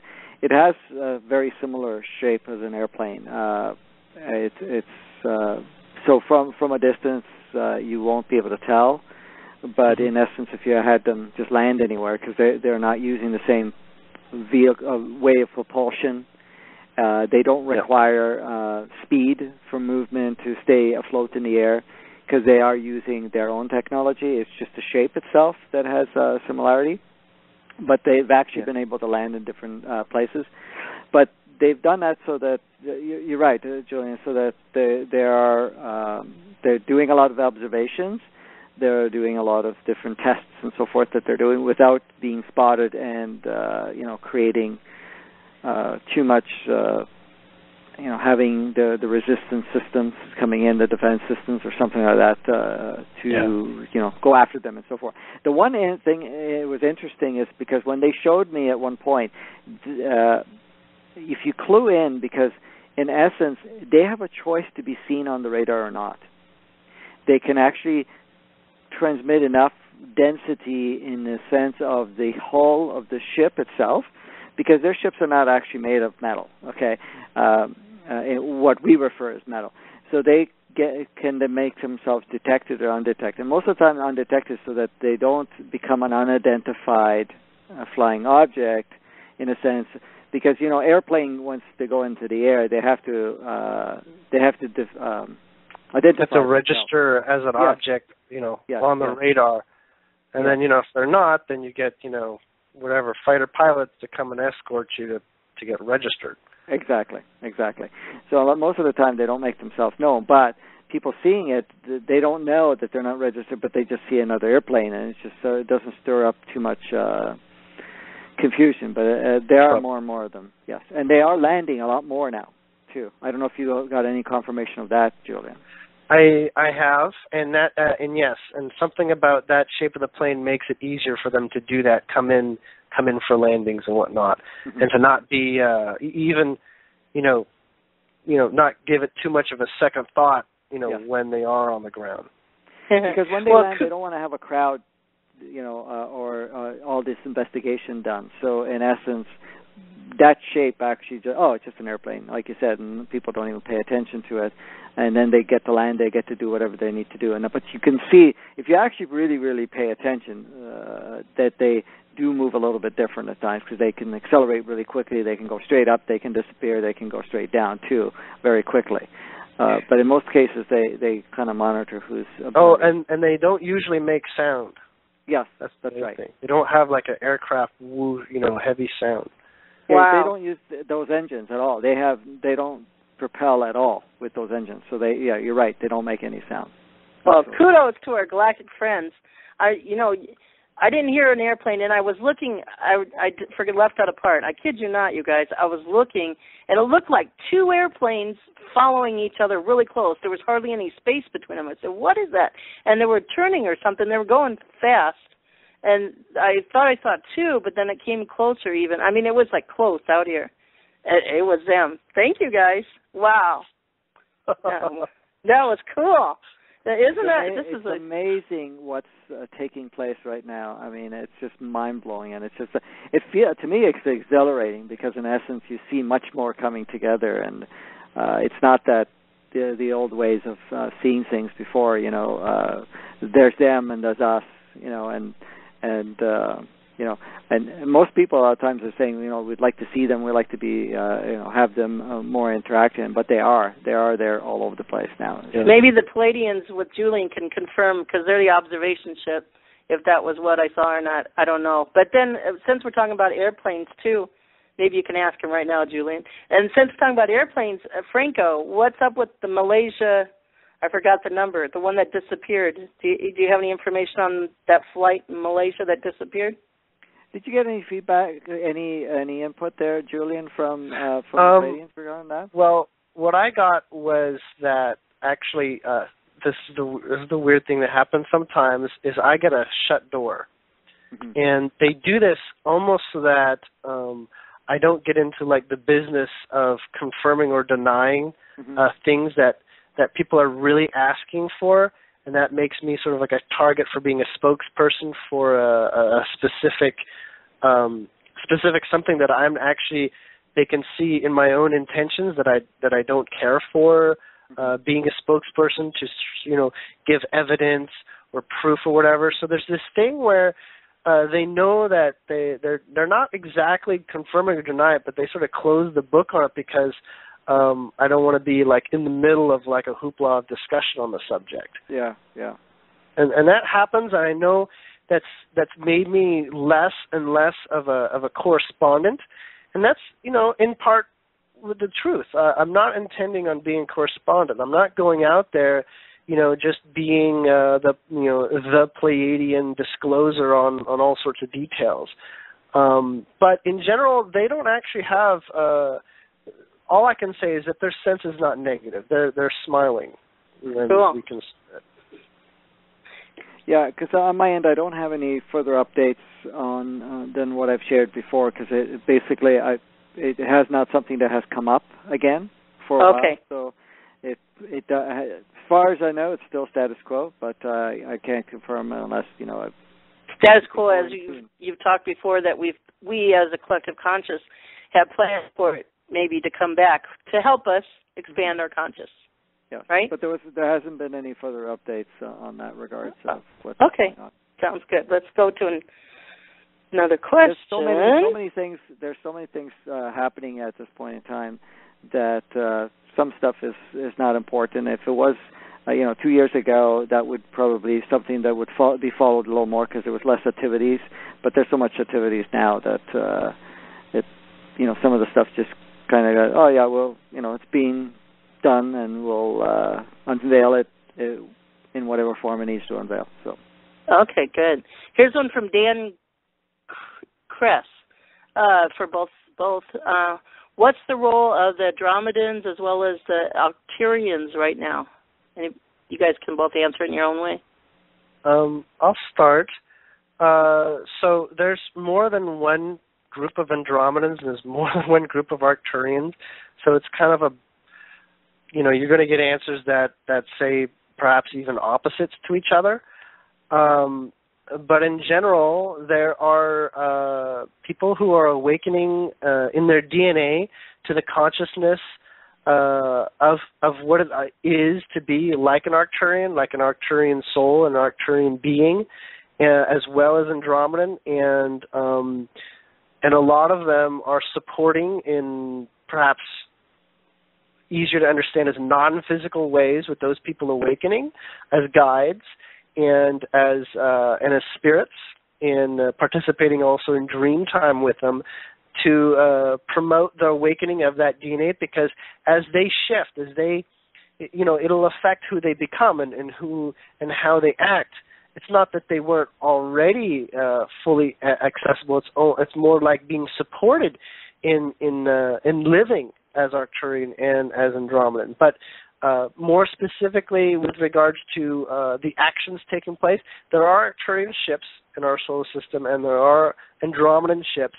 The Andromedans do a lot of organizing of the different groups, and they have a very large population, and the Arcturians have a bit of a smaller population in our vicinity. But the Arcturians tend to do a lot of very direct action. They get very doing-oriented. And the Andromedans do a lot of sort of like, I don't want to say they're political, but they do a lot of discussing and a lot of counsel sort of things, from my perception and my understanding and what I've gotten over time. Well said, and it's similar to what I've observed. The one thing I did notice, their involvement have increased in the last year or so, where they were less involved before. Oh, okay, I see. Yeah, I haven't followed that specifically. As everyone tends to notice, I pay attention to the Pleiadians more. Mm-hmm. I have gone bilocated to an Andromedan ship before, and that was very early in my developing my ability to do that, and I was actually quite nervous. I had an apparition of my higher being escort me, and actually I would stand behind this apparition of my higher being that had a conversation with the Andromedans on my behalf, sort of like a little bit like my lawyer or something. Mm-hmm. Yeah. And they sort of helped me fulfill this request to find an individual that was Andromedan. And interesting story, but on a tangent. But yes. Yes, good. And by the way, we're going to be starting roundtables on the Diamonds show coming up. They're going to be extraordinary. We're going to group together and bring out more info to, it's not just info, to expand our consciousness in all realms. So yay. Very okay. Cool. This is Dan Chris. What are some unknown truths about the being from the Bible known as Jesus? Well, some I've learned, unknown truths, is he was married, and go ahead, guys, if you whatever way you want to answer that. What are some unknown truths about the being from the Bible known as Jesus? I'm going to abstain from answering in that capacity. That's fine.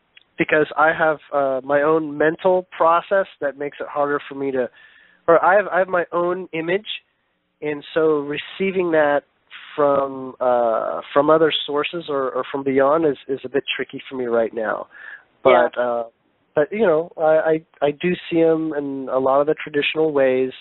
I can't really say what hasn't been said. Let's just say that. Right, because we all have, each individual has their own perception. Yeah. Go ahead, Franco. Well, I'll share what I have. I mean, a lot of it, what was said, was made up along the way to emphasize the role that he's played. But in essence, yes, he did come on the planet as a unified, fully enlightened soul. He came onto the planet at that point in time through the parents, and the parents basically were selected at their frequency to play the role. So, of course, the two had was instrumental to create the physicality, the vehicle, but the soul that dropped in was a fully unified soul. It went through the same. It went through the process of knowing its essence, what it came to do, and then forgetting for a long period of time to have the human experience, to integrate the human experience, and then the last few years of his life, basically, he started to share higher consciousness. But he came on the planet basically as an activator and stimulator for the program of love, to activate. Wasn't even so much unconditional love, because that was the first stage of it, but it was actually ultimate love. Beautiful. The activation of love. Now, yes, at 19, he did get married to Mary Magdalene, and didn't have any children, even though there are certain sharing that people say so. But he didn't want to have any children to leave any lineage behind. But Mary Magdalene was not portrayed as, the who or whatever the role that they said she was, but in actual fact, quite enlightened and quite supportive in the essence of the journey that Jesus was doing. But Jesus himself, he basically said, I'm just a representative of everybody that is here, just that I've just come here with a lot more consciousness in that point in time. Now, some of the roles that he played and whatever played, like when I had my direct connection with him, I'd asked him, about the birth dates, and of course he said the birth dates was aligned by some of the stories that were made from the past, and the essence of selecting that date was significant. How do you call it? Had a significance in it, but in actual fact he wasn't born at that time at all. Right. But in essence, but that wasn't the part that was important. I also asked him, what was with the whole crucifixion part of it and so forth. I mean, he did explain it. I won't go into all the details because it does get into quite an explanation. But in essence, I asked him, I said, when you were being nailed on the cross and so forth, and he says, well, I turned my body off and I didn't feel any pain. We have access to do so. And he chose that to leave that way, to leave an impact, because it was much more memorable. But in essence, he has come back on the planet 32 other times in drop-in form. Wow. To monitor and to update certain programs and so forth, but never went through the whole birthing process and so forth. I mean, there's a lot of different things that he has shared and so forth with the past. But that's what his journey was. His journey was to come on the planet, really not to start religions or to creating, because he didn't have any hands on that. That was humanity's doing, but then also was influenced by other beings at the time to create different religions and divisions and separation and so forth. He was about bringing in, love, the true essence through humanity. So that was his role. The whole emphasis was around the crucifixion and so forth, because basically one of the things I'll just share with you was that in essence he was a bridge between the higher consciousness and the lower consciousness. And when I say higher consciousness, less enlightenment with enlightenment. And in essence, he was creating a bridge and through love to do that. And the significance of the cross was to break that at the heart chakra. That's kind of the intent was. That's why it was made us into a cross. To say we're the separator here. We are the ones that play the role, basically. And that's why the religions still emphasize the cross, because it is showing a direct column from higher to lower, and then you see that part that's split, in the middle where you put the cross piece. So every time you emphasize it, you're emphasizing the achievement of the split. But in actual fact, that achievement was only a temporary split, because the higher and the lower are merging more and more for humanity, and that's what the whole awakening and enlightening process is all about. You said the cross was to break that. To break what? To break the energy, the consciousness between the higher and the lower. And you'll notice that people that are in the religious have a lower consciousness.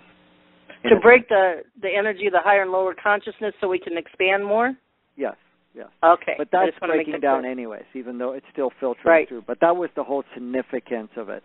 And then when you look at the satanic thing, they actually show that it's inverted, but in actual fact what they did is they lowered the cross points to actually keep you earthbound, meaning completely 3D, and really separating you from your higher consciousness altogether.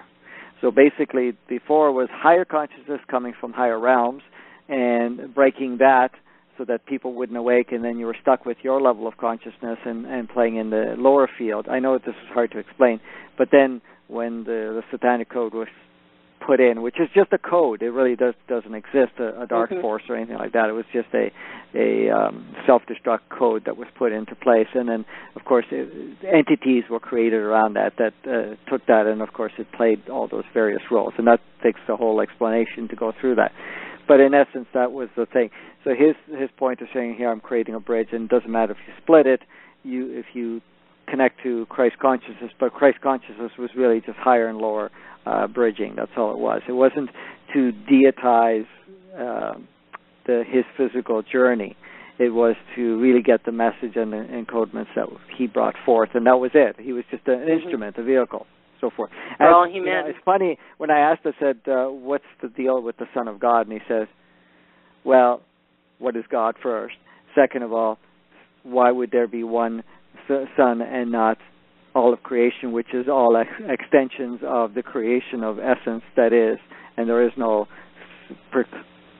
so-called deity of any form. It's just basically a complete potentiality energy form with an expanding consciousness that has created many fragments of expressions and taken on forms and creations of playgrounds and schoolyards, and that's basically it.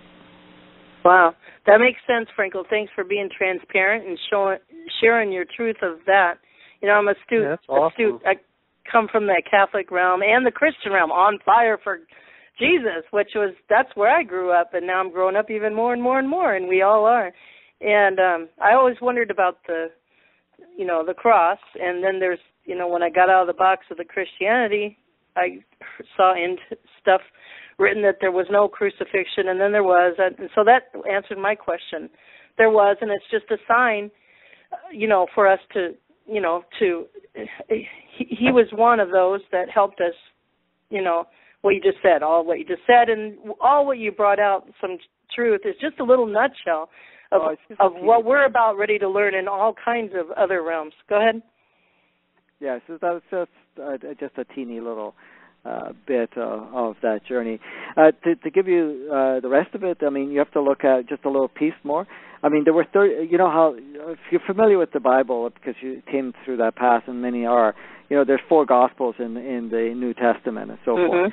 Those four Gospels were 4 that were altered, and basically there were actually 32 written, and Absolutely. 2 of them were one of them was from Mary Magdalene, and the other one was written from Mary the Mother, and each one had to contribute. But those ones were made to disappear because they actually portrayed more accurately what really took place. And it had more of our supernatural naturalism, who we really are in there. They don't want us to learn who we are. Yes, and the truth itself actually lowered the hype of what was created around it, so that it was more tangible for humanity to grasp, and so they wanted to create this mystification and also confusion at the same time. So in essence, the ones that rewrote it and decided what to plug in and not to plug in as streamed it down to 4, the least expansive, and then they altered the way it was portrayed in the first place, or how it was described or said. Right. So if the whole truth of all of that was written and came out, that truth would, in your heart, you would feel love, and you would know love more than you know. Absolutely. Yeah. The thing is, too, I don't know how your experience is with yourself, Julien or Elizabeth. When you read it, I don't know if you have ever read the Bible. I've read the Bible twice, and there's lots of good stuff in there, too. Yeah, when you're reading it, you see how things fit in. Some things fit in, other things feel off completely. Right. The stuff that fits in, those are the parts that resonate with you. Now, if you had to read the other Gospels, or you had to read the other writings and stuff that was shared, I have. It will resonate for you even more intensely, because it almost all the pieces come together, and it's like, and then the thing is, the whole, how can I put it? Not the persona, but the whole scene that was staged within what the Bible stages really doesn't create the same impact. It actually changes completely, and it's like, yes, now that feels like home, per se, if you want to say that, as lack of better words at this point. Yes, that not only resonates, but that feels like it is the truth. Right. I've read and found on the internet. You can find it on the internet. You can hear it read audibly. The book of Adam and Eve, the book of Enoch, and yes, and if you do your studies and intel, you can find where in the time of Constantine, the courts and all that, they voted on the books to put in there, and they kept a lot of them out. You're right. Yeah. So I can concur with that. The other thing too, we have to take in context here, is that even if you get the scriptures of what was written at that time, again, they were based on very specific timelines. They were based on very specific consciousness at that time, which was tremendously advanced. And for most people on the planet, it is quite advanced. But people that are more advanced at this point in time in their awakening and so forth, they'll find it's like it's lame in a sense, if you wanted to talk to, because it has very basic fundamentals. But in many cases, for people, it's like a huge eye opener if you have to look at it that way. Even the context, right. Things have changed so much and are changing all the time. And since I read the Bible twice, and was deep into that, which was a good thing, you know, it was a journey. You know, I just want to say, those who read the Bible and pray, when I read the Bible, I've gotten lots of revelation and lots of codes put in me, I'll just say, and grown from there, because in the Bible there's truth, but it's twisted. But the truth is coded for good, and you can get lots of downloads from the Bible, or I did, you know, when I read it, and lots of other people do. That's what it's designed for, actually, in a sense, because it is to stimulate. And then you actually get direct access. It's not from the Bible itself. It just stimulates you to get direct access, and that's why you're getting the downloads. And this, when I practiced seeing energy and whatnot, I found a really cool thing that I did was I looked at some channelings and some other, you know, basically strong spiritual messages, and I didn't realize, but my intention was actually illuminating phrases and words with different levels of brightness. And I realized that as I read really quickly, I was skimming naturally. I was only really looking at the illuminated words. The other words, it was almost like changing the definition, perhaps, of the intention coming out, and I was only really reading what I wanted to read and what I was ready to read. And when I had energy sight, I realized, oh, that's what I'm doing anyways. It's lighting it up. And Good point. Yeah, it's almost like taking a highlighter to it, you know. Good point. And then this brings my other point. Just like we're talking the Christianity, the Bible, religion, this is the same way in every religion. They twisted the truth. And so, is that correct, Franco, Julien? Yes, but it's almost like a puzzle was set up so that you actually need a certain level of consciousness before you can decode it. Right. And the thing sometimes you're decoding it and you don't even know when you're reading words, because words are energy, numbers are energy, everything's energy, but we learned that from James Fu, whether it's, right? Confusing energy or good energy or consciousness expanding energy or consciousness closing energy. It was interesting because when I asked with my connection with Jesus at the time, when he does show up time to time, and it's not that frequent anymore, much more frequent than that time. And at one point I asked him, I said, because he shared a lot of stuff with me, and I said, with the Bibles here, what's the story with them, and I said, how much of it is actual truth, and it was funny because he looked at me and at the time, and he said, the Old Testament, if you're talking about literal truth, literal events, if you're looking at that aspect, it's 0.1%. And he said the same thing applies with the New Testament. If you're taking literal and how it all was explained, besides the codes and the stuff that's in there that you can actually decipher and utilize and enhance, it's only 5%. So if you're going to take it literally, and I said, so what would you refer these books? And I said the book. He said it was an archaic, an archaic storybook, basically, or something like that. I can't remember the exact words he used at the time. It was a long time ago, but and it was referred to that. He says, but if you're drawn to it, and you, like Julien was saying, if you scan through it, you're going to get highlights of certain codes in there, certain messages there that will only be utilized for you to stimulate your own higher access and true knowing, and really that's what it's there for. He says everything serves one way or another, even if it takes you down a path that you get all hooked on it and so forth, but eventually you'll see the light through it, only because the fact you see enough of it that is not quite what is will stimulate your own what is type of thing. Only because of all the questions you have inside. You're wondering your intentions. Yeah. That's the path you go. I was curious. I remember reading it many, many years ago. I mean, I was young at the time, and it was just like I read both of them a few times, actually, because I was kind of curious to see how it would change over periods of time. And I remember reading it, and it was just, it's like this, and I'm sure maybe you guys have had the same experience. And as I was reading it, first of all, there's this is not it at all. But then there was another part. It was like you read a phrase, and you see the phrase, and then in your mind would stream the truth.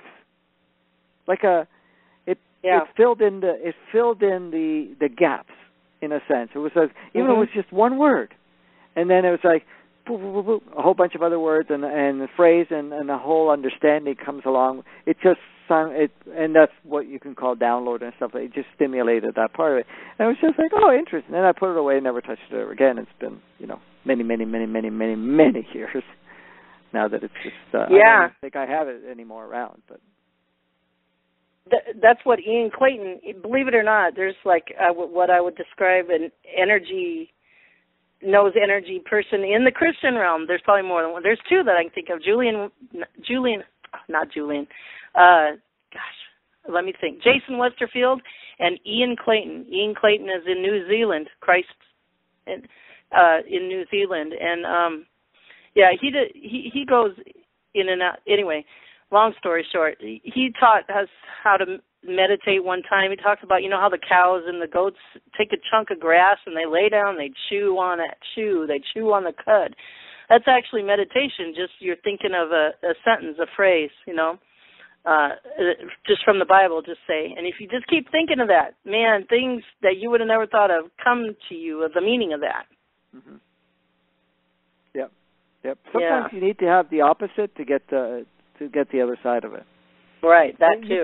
You've probably had both have had the experience, and others have had it too, where you hear somebody making a claim or saying something of some sort, and it's like, at first you go, yeah, right, and then it's like all of a sudden the picture starts to show up in your mind that actually is totally opposite, but it comes super clear. But if they hadn't said that or you hadn't heard that, it didn't stimulate the other side of it, and it's just amazing how that works. Yeah. I mean, and we'll add one more dimension to that, because we are limitless. Everything is limitless and always, ever, forever changing and morphing.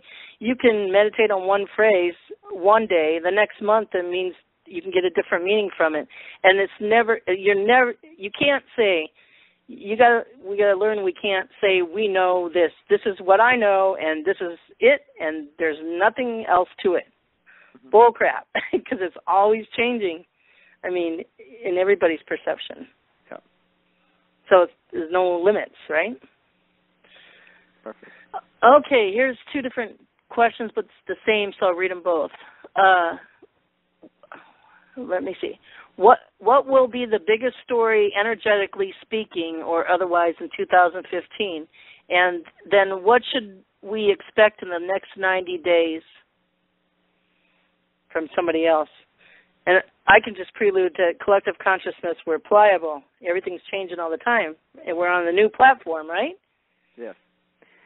Yeah, I would say, it's going to be very individual.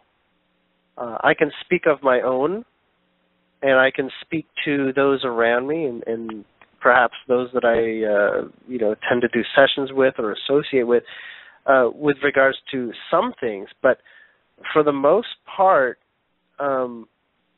you're choosing it too. I mean, your intentions are sort of like your grounding rods.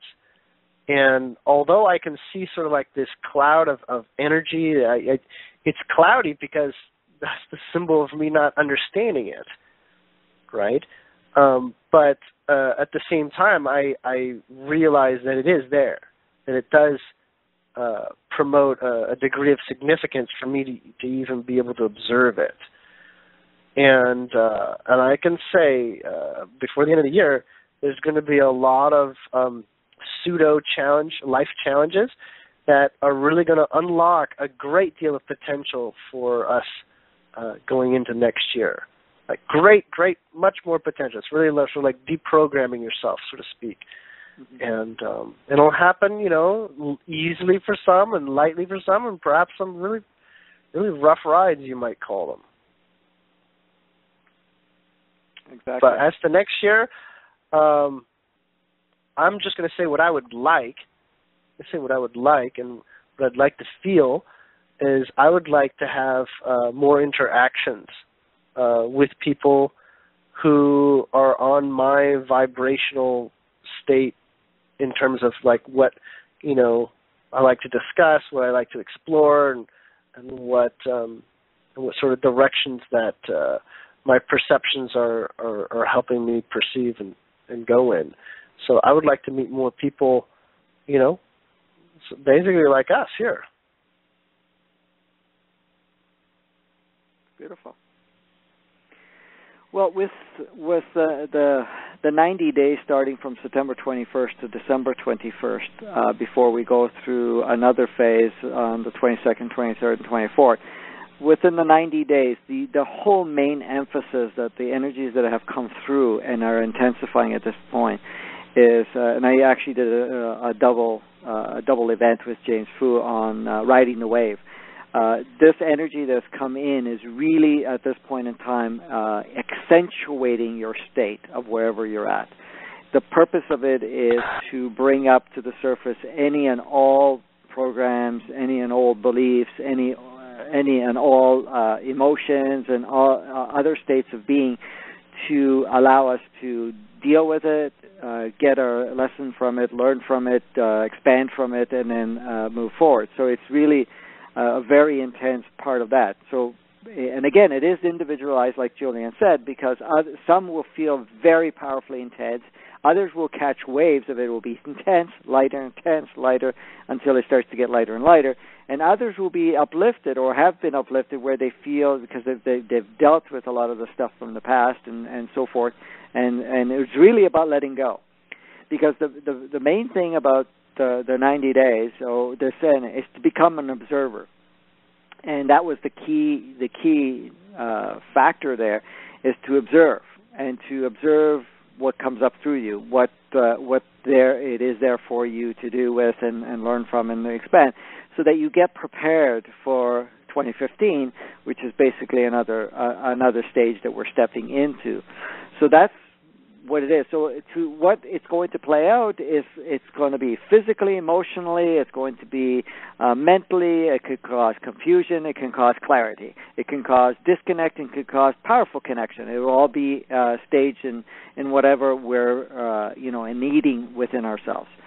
So the thing is, it's also allowing us to raise our vibration. So our vibration, so everything that is of a lower vibration gets completed, so that our vibration raises, so that we are actually tuning into higher octones of sound, and also spectrums of, and actually access more consciousness, so that we are preparing ourselves to be shedding more of the third dimensional consciousness, at least enter more of the fourth, and prepare for the fifth, is really what the whole thing is. And this was planned, but not really planned, because it became concrete in around, actually it was July. It was in July, just prior to the early part of June, the end of June, the beginning of July, when it became key that this was going to be activated from September 21st to the December 21st. So that was that. But again, going into 2015, coming into March 15th, of 2015, that's when the preliminary codes for fifth dimensional consciousness unveils for planet Earth. So planet Earth actually starts to go into fifth dimensional consciousness, and full integration will occur the January of 2016. So the intent is there's going to be various encodements along the way. It's going to become this preparation that we're going for the 90 days now is in preparation so that we can feel more at ease and be more participant in going into fifth dimensional consciousness for 2015. Now, there was a grace period that was put into place, an extension, and this is one of the beautiful things that came about. The intent was to have all third dimensional consciousness humans on the planet to be able to be off the planet by the end of 2014, going into 2015. However, there was, the progress was being made, and there was greater opportunities for us to achieve other levels of completion. So, and because there were still a lot of third dimensional consciousness humans on the planet that still radiated and still wasn't able to shift, it was extended until the end of 2015 now. So it gave us a grace period, but at the same time, it's also helping us to fully more integrate, so that the third, whatever we need to play out in third dimensional consciousness, needs to be done by the end of 2015. You wouldn't be able to function anyways. But the moment that the codes start coming in for fifth dimensional consciousness, it's going to be much more difficult and much more intense to play the 3D world. You're going to have a lot more confusion, much more chaotic feeling, you want to commit suicide type of thing, but in essence not. The other thing that's also come into play, which I think we shared on your show last time, Elizabeth, was the soul exchange, drop in, drop out type of thing, where the souls are moving along now much more, swapping to enhance the bodies, to be able to go into non-form for a period of time. That was always happening for a while, but it was so limited. It was never really something that is played out as much as it is playing out now. So there's a lot of what you can call drop-ins. But one of the things that was also put into place, that doesn't mean that all the physicalities by the end of next year need to leave the planet. There will be physicalities that will remain that may have been adopted as third dimensional consciousness, but it's just the soul hasn't evolved, so the soul will leave, and a new soul will drop in, another soul which would be more prepped for it, because any souls that are coming in now that are planning to stay for a while are not coming in tuned for third dimensional, fourth dimension. They're coming in tuned for fifth dimensional consciousness, and that's why you're seeing a lot of the young people or other people, because the thing is, the drop-in too is that a person even say mid-age, for example, the soul says, okay, I'm done with this trip, I'm not going to be able to benefit from this, it can leave, and then another soul can drop in, and that soul will take over, and you'll see the characteristics would stay somewhat intact, but start to change very rapidly too along the way, and their desires of their inner guidance will change. So, for example, somebody may be exhibiting a much more limited consciousness, and then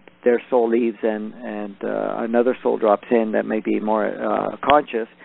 That doesn't always 100% the case, because at this time there's a lot of swapping around, but if they're going to intend to take the body, then they're much more of higher vibration. You'll notice that they start to have much more input, much more clarity coming along, and they shift very quickly in essence. And people can feel that something's changed, because you have to understand the mind and the body work as a computer and can operate without a soul for a short period of time before the life force in itself diminishes.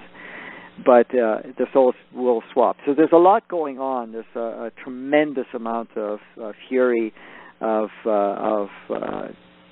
swapping, changing, upgrading, and so forth. It's amazing. The ride's going to get even much more intense, but also greater at the same time. As for the structures, it's going to be challenged more and more, because it will become so misaligned that it will not be able to stay intact. So you're going to see a lot of things change.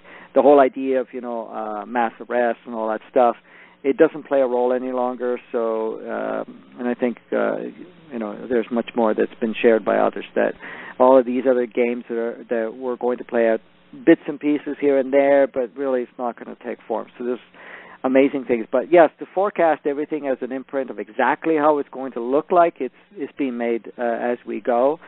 But certain, if you want to call it intention for lack of better words, a certain staging of achieving. How to get there is not really clear, but when you get there, what is exactly going to look like is not there either. But operating at a certain level of consciousness and operating at a certain frequency is the intent that's placed, really. Wow. For us to move forward. So that's great, guys. So if you guys want to prepare more, there's many preparation calls packed full of stuff, including Franco's on this list, from reference number on the Diamonds call, from reference number probably 162 all the way till today. And today's reference number, by the way, is 173 pound. And so 162 all the way to 173. You can dial 209-255-1099 for the recorded line, the PIN number 883267 pound. Then they'll ask for the reference number. So 161 through 170. Franco's call, we talked about the drop-ins, is reference number, let me find it here. Take a leap. 167 pound. And also So please go listen to those and send them to your friends so they can prepare, the ones that are kind of lacking behind. I don't, those aren't the words I want to use, but, the ones you've been trying to talk about this stuff too. Also, Franco, I want you to give where they can attend the energy wave that we're in now that you did with James Fu, number 1 and number 2. Where could they access that? Okay, if you go to oneness.ca, you'll be able to, or you can go on my website. If you click the Oneness event, Riding the Wave, you will be brought to a page where you can actually access both of them, and they're live streamed, so you see them live, and you also get the audio part of it. You get both of it. So, yeah, and the process don't miss. The process is everything is there. Like nothing's cut out of it. It's the whole thing from start to finish. There are breaks in between and so forth, so it's not like continuous 7 hours of any sort, but it does break up in chunks of it. So you can choose which part you want to watch when, and so it's all available, and it's very inexpensive. And if for any reason cost is an issue, then just throw us a quick line on it, and you can get access for less or free. We're not here to limit anybody from it. We use the money that we collect, which is $15 really, for the whole one-day event, is just to help fund the projects and everything else that we're doing at the center, to provide more information, more content, more processes and so forth to benefit. I mean, we still have to pay expenses and so forth to keep the things going, so we just use that for that part of it. Right. It's only $15 each for each part. It's well worth it for preparation. It's more than just knowledge. It's activations and clearings and, codes, I guess, that are given to us. So you'll really expand your consciousness if you attend those 2 webinars. And also, if you want more, even more, listen to those calls of the Diamonds 161 through 170. They're also blogged on the Diamonds blog, and they're also on iqdcallswithanas.com. On the front page on Saturday, you'll see Diamonds. Click on that, and all the Diamonds calls are listed on there. You could just click the link and listen to it also. That's if it's easier, and they're kind of titled a little bit. So that's great. Okay. All right, I have one more. This is my question now coming up, and then I wanted to see if I can ask Julien a Pleiadian question through Julien, and I have a question for Franco. Is that okay, guys? Sure. Oh, good. Okay. Now, I don't know quite how to word this question, but I'm bringing this out. No ill will for anybody. I love everybody, but I want to bring it out for like a balancing thing. Okay. Let's see if I can question this right. Okay. Andrew Bartitz is a galactic historian. He can read all the Akashic records of everything. It was downloaded to him because of his intentions a long time ago when he was a kid. But now he started a Galactic News Network. They did their first one last week, and he's bringing forth deep intel of what the bad guys have been doing to us for thousands of years, and they're the contrasters.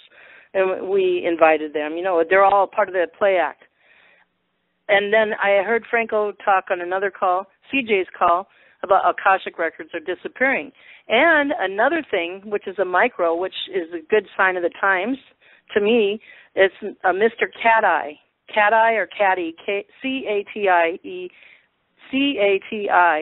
He brought out the Georgia Guidestone and decoded it, and basically in a nutshell, he described for thousands of years the pattern of how the contrasters, the bad guys, have controlled us in all the realms and, the false flags they do and all that. And so to me, Andrew bringing out this deep intel, Mr. Cat-Eye, consciousness is really expanding into the point they're putting it all together now, and we're just seeing the nutshell of the whole pattern of this controlling mechanism. So, and now you're saying the Akashic records are disappearing, So what I'm saying is, to me, and we're learning about who we really are and expanding. I mean, all that's good, right? I don't want anybody to look at, the details of the bad guys, what they're doing to us, which is a good knowledge, because then it brings us to expanding our consciousness to where we're really going. Those two parts put together are really explosive. Would you agree or not agree? Or okay. Yeah, I would say that having access to Akashic is basically reading the patterns that got you here, right? And reading the patterns that are accepted up until this point. But what you do with it is your own business. And I just basically, from my perspective, looking at the Akashic can be useful and can be of value at times when I'm confused about something. But in the end, it always comes around back to my intentions going forward. Usually, something will come up in the Akashic if I want to better understand why something is the way it is, or why it got grounded that way, or why I might have accepted it, versus a direction of how I would now like things to be and to become. So with regards to use of using the Akashic, it is an awakening tool, but it's only part of the equation from my perspective. Well put. The only level that we're using the Akashic records at this point, it's as you said, it's just basically it is the past. Okay. The only reason we would use part of it is to see if there's something there, like you said, a clarification of something there to create a completion or a clarification within yourself, which is an old pattern that you need to address. Really, that's all that it's for. But in essence, to actually give any power to it or anything of that nature, or to see that may stream forward in any way, or to continue living in that past, doesn't serve. But for us, if you gravitate to it and you need to look at something that has played out, again, what played out is, let's put it this way, what played out really has very little value. It's what you felt, what you experienced with what played out is where the key is. So if you're even looking at a past event in your Akashic record of something that played out, say you were abused or something, 10 lifetimes ago, and basically what really played out that you were getting abused doesn't matter. That you are now in a victim state, and how you interpret that and what state you were in at that time is what really is matters, because that's where the gift is for you to learn, to advance, and so forth, and then you bring it forward. This when I say it's fading, is because it doesn't become a reference point any longer. So the intent here in this next little while is to clear up all imprints in our soul, to clear up all Akashic records altogether, because in essence we're creating everything new, and we don't use even anything of the past as a new reference point or a reference point to create something forward. It is just that. But there is stuff in the past that we can learn from and grow from at that point, when you look at it as what the lesson that we missed at that point in time that we needed to address. We missed, or we didn't even know. We didn't even know. Because, most of the time we didn't know. That's true, because the fact that in that particular state of consciousness at that time, that level of awareness or observation, or be able to even put your finger on it, for example, you may have played in a lifetime back in the medieval times where you felt that you had to play a specific role. At that time, the consciousness was so limited, the vibration was so low, the collective was playing such a role that you couldn't really see much more than what you were experiencing. But now, as the observer, or someone being much more advanced or much more consciously aware and had gone through those paths, when you're looking at it now, oh, look, I can see the whole thing. You can see every bits and piece of it, and you can stream what you needed from that and step out of it. But to live it, or even the fact that, if you look at the Akashic record and say, well, look at what's all been done to us, means nothing. Well, it means something to me, because when I hear it from Andrew, that's exposing what we've been under, deceived all our lives, and we didn't even know what was going on. So now, when what Andrew now, what you guys say, and what you guys said now, what Andrew for me is basically bringing out the details of how they did it all, and it's waking me up more. And what I wanted to paint with this question is, don't have no fear when things like that come out. And Franco just said, why we need it is how we feel when it comes out. So to me, maybe it's just me, or some people, or not all, like that information, because then I go to the good stuff that I know that we're going into, and it's like, wow, we're really coming out from this deep oppressive stuff that we didn't even know we were in. Yeah, it served, of course. Yeah, very, very valuable in ways like that. Yeah. I mean, if you understand, Akashic is neutral. It's not meant to, intentionally make your life more difficult by knowing it. It's just information. And information can be put to use in any direction. I mean, you can make it, difficult on yourself, or you can use it as information that helps you move forward. I would urge those that follow a path of disempoweredness from hearing Akashic information to keep going down until you get to the point where it makes the kind of sense where it's no longer disempowering you, but actually releases you, and in that place where you understand, okay, now I really can let go. Because oftentimes the mind doesn't want to let go of things that it's confused about.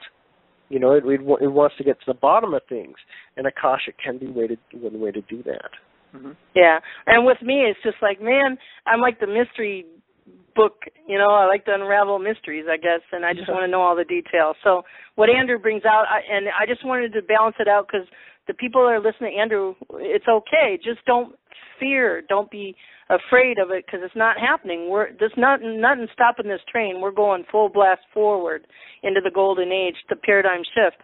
And it's still that stuff can still leap you forward, but balance it out with, what Franco, Julien, what we all talk about, the preparing, because we're shifting into a new way of doing things, new way of seeing things and everything. Yeah. And those who follow Andrew, that's wonderful. I spent quite a few months with him in person, and know that his intent is genuine, and that he is truly who he is. And but for some people, it's not going to be at that resonance for them. And so he, just like Franco or myself or for you, we're available for those who are seeking information and experiences in the sort of realms and the direction in which we experience them and we know them. Many realms, Franco and I are absolutely bonkers and wrong, and that's fine too. And that's where that person is. I'm pretty sure Franco and I are not imposing that everything we say must be the way that you need to figure it out. I mean, it's really, you have to have your own ability to at least trust what is working for you at this time and what doesn't. Not that even it is meant to eventually work for you at any point.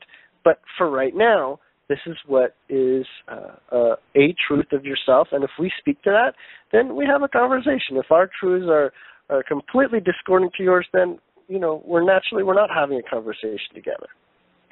So my intention for asking this question is to those who stumble on this call and never are just awakening, do not fear of everything you see on TV, the Ebola, the ISIS, anything in your life, do not fear. Just be the observer, because we are truly shifting. There's no stopping it. There's nothing going to stop it. It may have little bumps in the road, and like we painted on the last call before this one, before Antonio Hagen, we brought forth information. This transition may be a little bumpy, but don't fear. Be the observer and ask those questions to yourself. And then I just wanted you just to give the news that I heard on CJ's show, Franco, regarding the Akashic records. I want to be clear on that what you're bringing forward regarding the Akashic records. Just a little bit, tiny, on what they are, everybody's able to access them, and others access them more than others. But we all can because we're supernatural, natural beings. What they are and what's going on with the Akashic records as we go forward. Well, I mean, they're still serving to a certain degree of what we just talked about, in a sense, because we can go and access certain events. You know, there were different experiences that we've taken on. Some of the things that we've picked up experientially wise along the way. So basically, it's a record of your journey. Okay.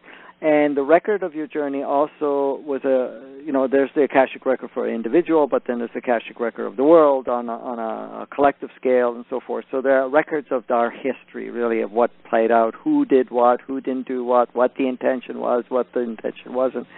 And it also, all of it was there to be accessed until we completed whatever the intent was right from the beginning to learn from it, basically.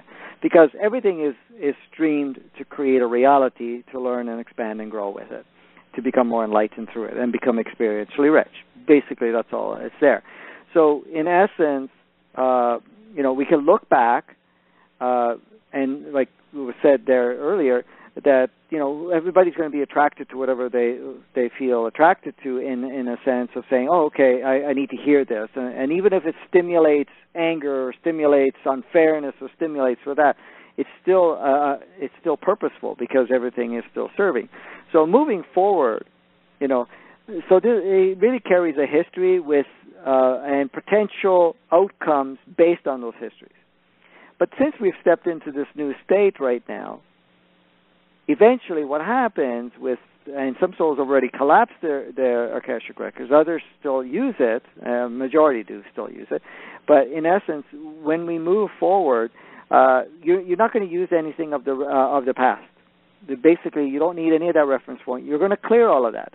Even the soul's Akashic records, when you leave now, this is something that's changed, when you leave now off the planet, you leave the physicality, you go to non-form, and you're going to, choose to know a new form. You basically, all the veils, all the imprints, all the different records that you've had up to this point in time get erased. You first live it through very quickly in non-form, but then you erase it. You erase it because you're kind of preparing yourself for a new adventure. And this new adventure is coming into planet Earth new or going on to another planet without carrying any of the records from the past. Because no matter which planet you go to, everything is upgrading, everything is shifting. So in essence, you're not going to really carry any of that anyways. So in essence, we don't have to focus on it, but if there's something that there's there for you, great. You learn from it, you grow from it, and move on. But nobody's going to leave and maintain it any longer. The imprints of even the locked-in pattern at the soul level of reincarnating over and over again on planet Earth gets erased. So in essence, you leave, you don't have to return here. It will be totally optional, but it's not so much an option because you always had the option, but in essence, you get to see all the other options, where before the options looked very limited. I have to keep coming back and complete my journey on planet Earth because I didn't. It's like somebody getting hooked on a video game. Okay, we were talking about that earlier. Somebody gets hooked on a video game. They're going to keep playing the game over and over and over again until they can finish the game and get through the levels. And this is what we got caught. We entered planet Earth. Planet Earth is very challenging, or it has been very challenging, in the sense of that you can get easily, sidetracked or get lost in. It's like playing the video game and the game's over. So you go back in and say, okay, I'm going to go more determined or more skilled the next time so I can get to the next level, to the next level, to the next level, right? So even though you had the opportunity to play another video game, you just keep saying, no, I want to keep playing this video game until I'm successful in the video game. Well, what's happening now is that after this lifetime, every soul that leaves the planet that's leaving and goes into non-form, they're basically the obsession or whatever pattern that they've established keep coming back here is erased. So in essence, when they're going to the filing cabinet or whenever they're going to the bookcase, let's call it that for now, where all the video games are stored, you now are not being drawn to planet Earth all the time. You see it as an option like any other option. And at that point, you can make a decision.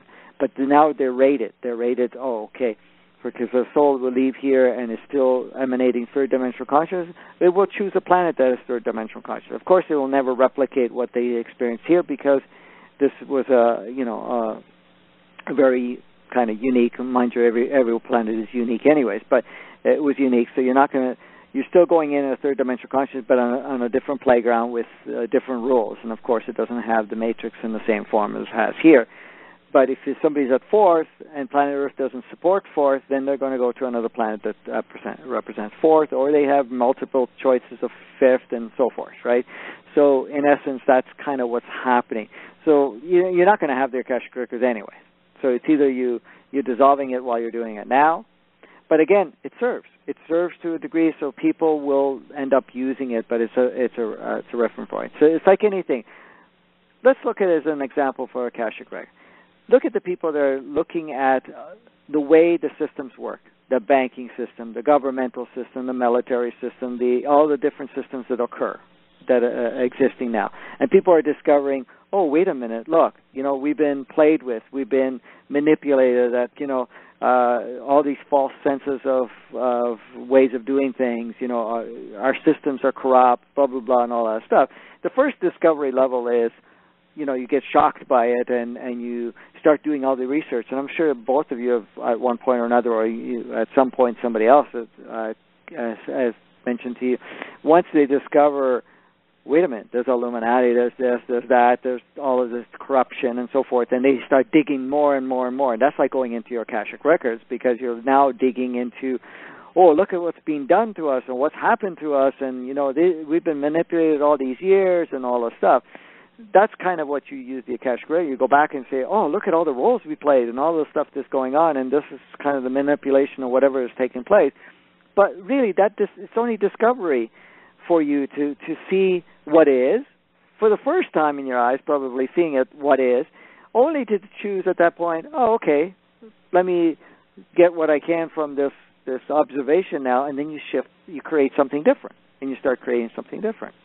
And then, of course, your conscious, as you notice yourself, once you go from asleep, not knowing, then you go to knowing, learning, seeing what's playing out, and then, of course, your immediate reaction is, oh, I was a victim.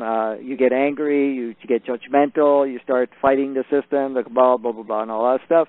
But then as your consciousness continues to expand, guess what? There's no more judgment. You see them for exactly the role that they're playing and that what they had to play for us to create the world of polarity. But you can move beyond it. You not only move beyond it, you start changing everything, but you change everything so that it actually emphasizes something even grander, far grander than was capable without all of that playing out. And that's kind of the thing. So the Akashic record, of course, it served us. It wouldn't be there in the first place. We created nothing as a waste of time. Everything was of service. But some things, what happens over a period of time, no longer serves. It becomes obsolete. It is like, okay, it's like the training wheels on a bike. You put on the training wheels because you want to learn how to ride a bike when you're a little kid. But, at some point, it becomes obsolete. You want to learn how to ride on the two wheels. That's it. So let's take the training wheels off. Did it serve us? Absolutely. Does it need to? No, not anymore, because you've got your own balance. You've got your own navigational skills on that bike. You can now go quicker, turn faster, do all that type of stuff. Same thing. Okay. Now, you said something, when we die and didn't have a choice. But I thought, our DNA is changing, we're going to illuminate our, supernatural body. Change, too. Transfigure. Okay, I know that I'm not going to die. What we say die, we don't die. We're limitless. Nobody dies. But I know my physical body's not going to die. Just change to a diamond, right? Well, listen, you don't have to leave the physicality, and the physicalities are being reprogrammed so that they actually go to their natural design, where they can actually illuminate for the next, for 1,000 years, rather than for whatever limited period of time. And even been exposed to toxins or whatever it is, it will no longer utilize those codes, and it will not be affected by it. Of course, it's going to be very different. And so, yeah, you can stay in the physicality as long as you want. I mean, you're expanding, evolving anyways, and it's not necessary. And it doesn't have to. You can reverse the aging process, which the aging process is really just how it was, projected. That the projection can change and restructure, and you may even take a slightly different form. It's all being activated to become very flexible in comparison to what we've experienced thus far. So everything is becoming more optional. Yeah, like the ingredients on the table. Mm-hmm. You can make up going forward what aging is going to be if that's what you'd like to put some attention into. Yes. Correct. Cool. Absolutely. Okay. So, since we're on this, and then I'm going to ask the Pleiadians a question, if that's okay. Maybe Franco has a question. I don't know. So, just since we're in this energy part, Franco, regarding Ebola and ISIS, I have a feeling it's going to get worse. They were playing their end game, and again, don't fear, but it's going to get worse. They're trying to perceive it to get worse through their end story game. Is that true, in fact? And how can we, go through this? Any suggestions? You've made a lot already today, both of you. Well, it's a loaded question in a way. It is part of a role that's still being played out at this point in time. In the essence, does it need to go a certain path? Not really. Okay. Will it create some experiences? Absolutely. It will only unfold. It's not determined how far it's going to go, because it's a decision on a collective scale of how much. Okay. Okay. So, I mean, there's a lot of stuff behind it. I won't even get into it because that will end up being a longer conversation that we need to have. But in essence, it was put in place as with a certain end goal, but it's really going to play out always again in a positive state regardless. Now, if anybody is affected by, look at it this way. There's so much coming to light around it, unless you're just stuck in the media and you're really paying attention to what is being fed to you. Most people don't even, and I'm sure you've noticed, most people don't even give it light of day, I guess they call it, light of day to it, because in essence it's just another one of those things just coming by. I'm not going to be affected unless, I really need to be affected type of thing. And that's the case. Only people that need to be affected by the fear of it or by an actual close encounter of the experience or anything like that. But really, we did have, and I'm sure Julien can expand on that at some point here, but, the intent of how it's going to unfold, how it's going to affect, and if it's going to be used as a vehicle for people to check out, to leave the physicality, that's kind of been on the back burner. That certain viruses or certain things may come along that will enhance a lot of physicalities to leave the planet. It's still to be determined how much of it is used, if it's going to be used, or anything of that nature. So, in essence, I wouldn't give it too much power. It is there to stimulate more fear, but again, it's for us to really tune into ourselves and say, okay, do I need this experience or not? Really, if I don't feel I don't need the experience, you're not going to have the experience. Yeah. Well, I'll let Julien answer, and then I'll add a little. Go ahead, Julien. Okay, so yes, you've identified it as a means to an end game. It is artificially brought forward, and yet there's also no such thing as artificial either. We have it in this experience, in this existence, because, we're a resonance, we're a match to it. So it's not that you necessarily have a disease yourself. You might have, another chronic disease or something like that. But with regards to this one being extremely deadly, it can be an option, just like everything is an option to help you check out, as Franco was mentioning. Checking out is probably a bigger discussion, and why people may choose to do that, and why we have people in our life that may choose to do that. It's a much larger discussion, but checking out is a perfectly appropriate function of existence and consciousness in choosing and moving. There's no, death except of the ego, really. And so that's why a lot of the ego, when it perceives the concept of death, immediately tries to immortalize itself and find a way for it to persist beyond its own, death existence. This is a big part of, the way that the ego operates. Now, when we look at the option of, like Ebola or terrorists and whatnot, and we say, well, I kind of see why it's there. I kind of see why, it's been drummed up or why it's put into this context or why it's been brought forward, then it's a lot easier for us to let go of that, and mostly, looking at the different ways that we let go of chronic elements of fear really releases us from, playing in this, set of ingredients, with fear. It's almost like the fear isn't just about Ebola or about a chronic illness or a terrorist.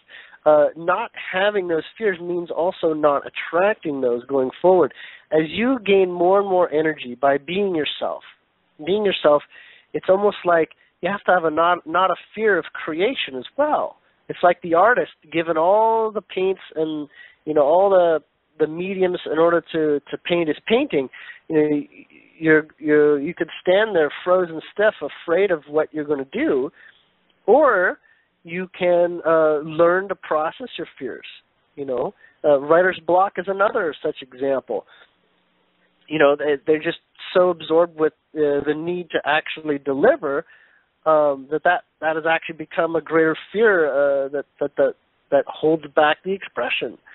So, on the specifics of ISIS and Ebola, they are representative of people who are making these choices to both awaken and make further choices for themselves.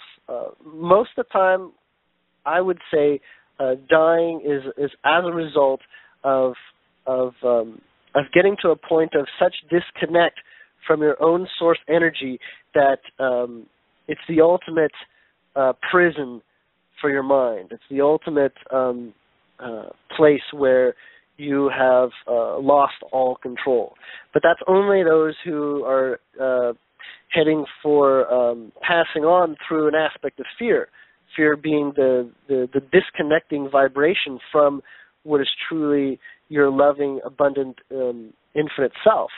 The more that you see that, the more you move in that direction of being the infinite, loving, perfect, always immortal being. That doesn't even come close. So with regards to Ebola or terrorists, it's so far from at least my mind that I have very little to talk on with regards to details. Basically, it's as good as saying, there's something happening on another planet. Well, that's my comments. Well, the reason I brought it up, being for me, where I'm at is, okay, I have this intuition. I love these mysteries, the mystery decoder. My intuition is that this is the contrasters' end game. This is the biggest thing they can pull, and this is their last thing. And so, if it is the Ebola ISIS thing, then there's going to start becoming some different changes through this and beyond this to the positive side, the golden age, some enlightenment. Is that true? Is that what they're using that for? Fears. Well, I see people who face their greatest fears unlock the greatest potentials beyond their fears. Right. We could also, bring about other things too if you want. Let's bring back the dinosaurs and make our world a big Jurassic Park of fear. That has both the potential for amazing experiences and, dramatic shifts that change our world entirely too. It's all an option. But this one is closer to the surface, as in is more believable and more available for us to experience, and so we have that. I admit that, I don't talk about the Pleiadians to everybody I walk up to in the street.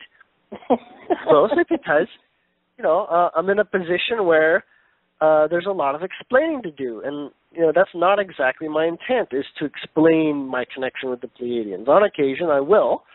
But for the most part, I will simply live the example of what I've gleaned from my experience with them.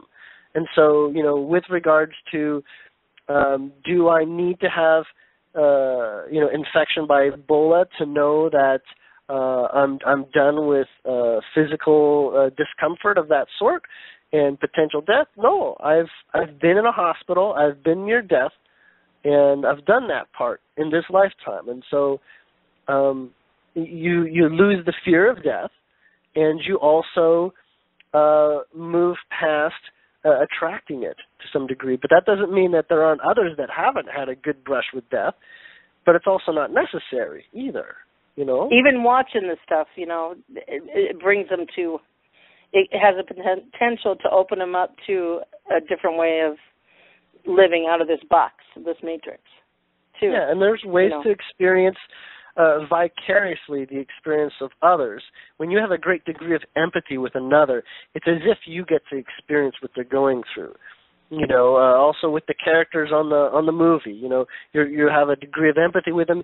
You get to have that experience to a lesser physical degree, but you can glean what you wish to glean so that you can make a decision to say, I'm going to move forward, without this. I thank this experience for bringing this to light, and I thank it for, helping me find out what, is more resonant with me, sometimes by knowing what is not resonant. Well, Franco, I found a good example. James Fu described getting out of the me thing with this Ebola thing. Where I work, you guys, is an office where they play CNN all day long, and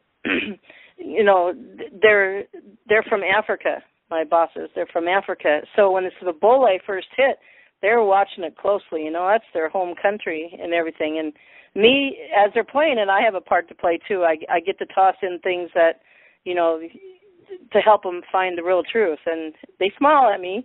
They believe what I say, but, there's seeds planted. But then when it came to America, it's like I felt a little bit different. I felt that contrast. Like, James Fu described when that man's watch, his watch broke. James says, oh, it's just a watch, blah, blah, blah, blah. It's okay. But then James had a watch and his broke. He was all hyped up too. So I just recently just observed that contrast in me. Not that it's fear, but you guys, that intuition then that I've been having is, I just wanted to bring that forth. Not for fear, very but cool. That we're going into the exciting times. It's just one example of a sign and a wonder makes you wonder. Anything to add any more to that, Franco, real quick? Well, I mean, everything that's playing out regardless at this point in time, and there's going to be a lot more as we go along. It brings it to the surface where, really, if you see more and more of it, it actually, as you see even what, and Julien said it very clearly, it doesn't matter what the intention of any creation is, it still serves no matter what, regardless. And then nothing is done by accident anyways. It's orchestrated. It doesn't matter who the players are and what the original superficial intent was at some point or another. Like, for example, you created Ebola with one particular purpose in a lab or something, and then you send it out there. I mean, as much as you look at it and say, well, okay, the bad guys did this, for example, like what somebody would like to refer it, but in essence, that needed to play out that way anyways, and it was orchestrated all in agreement to take forth. So the thing is, there's going to be more things coming along. There's stuff going on, but it's really just causing us to awaken, to open our eyes, to shift, and just basically transcend all of that. And it's just allowing us to, and I've said this many times, it just allows us to really provide completion in ourselves, get our saturation of that part of that world or that realities, and then we're done with that reality, and we move on. It's like us sitting down gorging with whatever we want to gorge, and at some point in time it comes to, okay, now it's time to have something more sustainable or satisfying than to gorge on the sweets all the time, for example, if you had to use that as an example. And that's it. Awesome. And then people who listen to this call, if they stumble on it on YouTube or something and they hear all this, they can leapfrog faster than we did, for example, of awakening to a different level. Because times are going faster now, so to speak, right? Yeah. Things are going faster. So these shows and others, CJ's and everybody else's, Julien's and the name of your show again, Julien, that you had? The show that I used to have was The Transitioning with Bob. The Transitioning, which you can find on Blog Talk, by the way. Every weekend. And you can find links to all the sorts of recordings and shows that I've been on. I was also on a show called Revolution Ships, which spoke to fifth dimensional approach to relationships and whatnot. And those are available at julienwells.com. Julien is spelled with an E, JulienWells.com. And there are links to most of those sources. When you have discussions with people on these broader subjects, there's some, like myself and others that are hosting them. And at one point I was not a host, and I was a listener. And it's not that everyone is to become a host one day, but definitely being in the pilot seat of host, it promotes a high level of integrity over really what you're speaking and saying and what you're living. And that's mostly been my intent, is to be my authentic self and my authentic experience, whether it's confusing to some or not. That is my reflection. I mean, I trained to learn how to see energy. I didn't previously have that. I didn't have I didn't even understand what psychic was until about 2.5 years ago. I was not doing anything, that appeared to be remotely remarkable in that sort of way. And since then, I've basically done things that appear to be miracles. And it's not that I'm out here to be, the miracle man or anything, but it has definitely brought up my level of confidence for a lot of unexplained things that I have a greater aptitude and an understanding in working with. And from there, I can, help other people understand a little bit what they might not be understanding so quickly. So, I offer that service. It makes me feel good, and, at many ways, there's lots of people who help me on my journey to this place. But do you have to be able to speak to Pleiadians? Do you have to be able to see energy? You sure don't. You really just, each their own path is to find themselves, find out what is truly resonant in their heart, and continue to operate down that path, because that is not just empowering, but, it's empowering even in ways that the mind can't even comprehend. Absolutely. And I'll bring this point up. I'm going to ask a Pleiadian question, and then you guys can end it. You two can reply to what you want to say. But what I've been intending for a long time, and just recently, and intuitioning, is all of these shows that Julien, I, Franco, and all others that have been doing, there's a lot of people who have listened to them, but it's like we have been building a platform for the rest of the world that is soon going to be awakening in a more awake state to be able to come to and leapfrog into where we've been going and beyond. Am I too far off track, or what do you guys kind of think in your heart? Well, I'll say that it's definitely, since I've started, I've seen larger and larger numbers of people seeking not just, the truth behind conspiracy stories, but actually, seeking greater insight as to what's really going on. What am I really? Asking the age-old question, what am I? Who is God, and things like this. And many of them have found their way, into my friends on my Facebook, and onto my shows asking questions, and into sessions with me asking questions as well, and not just postulating and questioning, but also being a part of the journey for me as I learn through others as well, right. Including the people asking the questions. Sometimes I have no concept of what the question may be or what's next for me, except that my version of allowing is to see what comes up when someone brings something up to me, and then I learn through it, because it's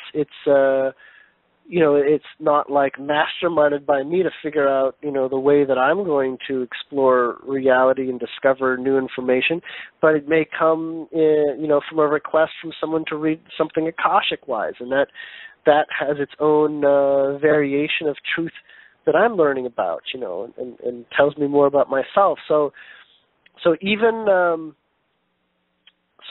when it comes down to, all these different shows that have lots of information, people are going to find them if that's what they're ready for.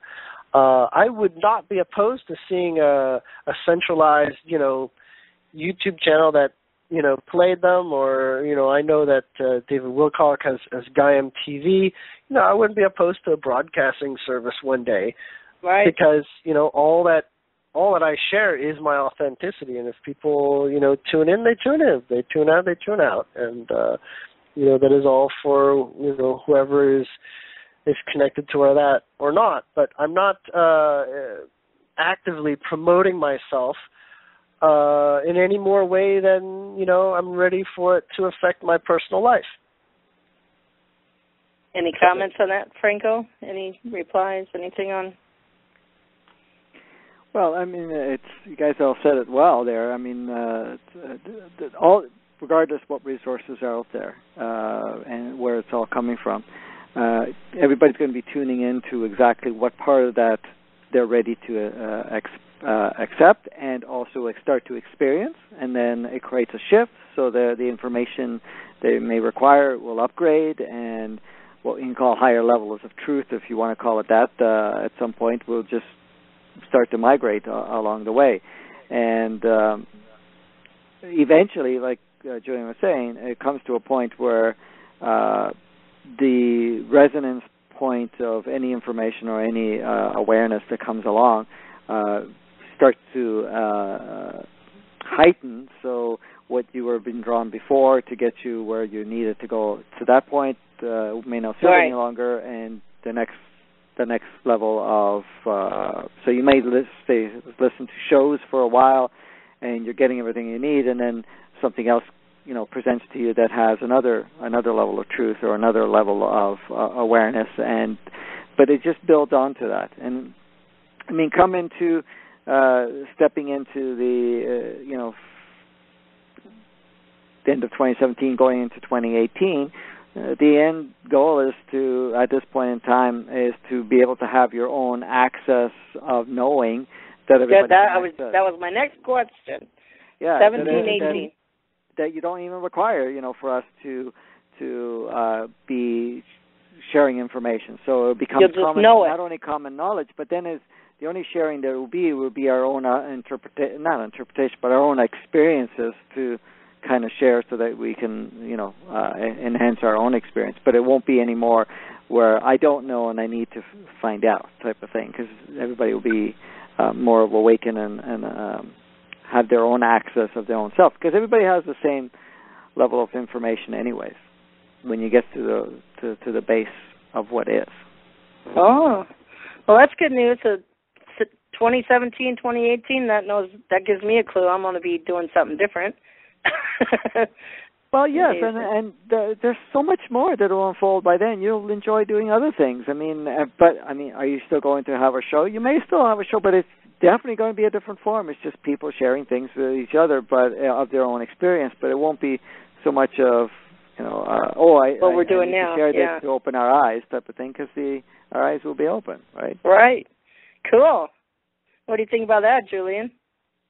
Oh, I've already let go of the shows that I was on, because Right. You know, I am basically taking my experience to other places. You know, it's not saying that I was bored with them, but you know, naturally it just came out that I was going to spend my time doing other things, and you know, and the material stands on its own. It's a very good tool or step, or you know, or reminder on many fundamental things that I speak from. But even so, going forward, you know, if I had decided to stay on that show, you know, I was actually becoming stagnant in my exploration. Right. You know, absolutely. You want to keep going. Take place. Yeah. Yeah. I just thought of a question, Franco. You know, the ones that want to stay in 3D, it'll be a different kind of world like this, but different. Hey, how do we know our shows won't be playing up there? What do you think?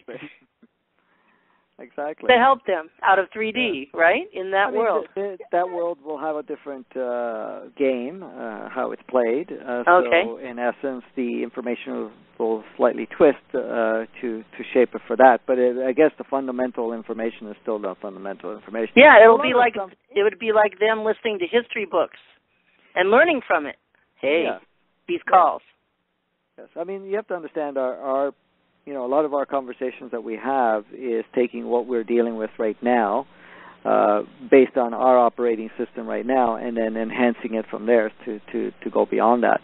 So, in essence, if you had to look at it, if you were on a different planet and the thing was different, maybe the fundamental information of a higher knowing is the same, but the transitional parts and the understanding parts will be different because of the fact that it's a whole different experience. It's a different playground with a different way of maneuvering through it. Do you want to say something in there, Julien?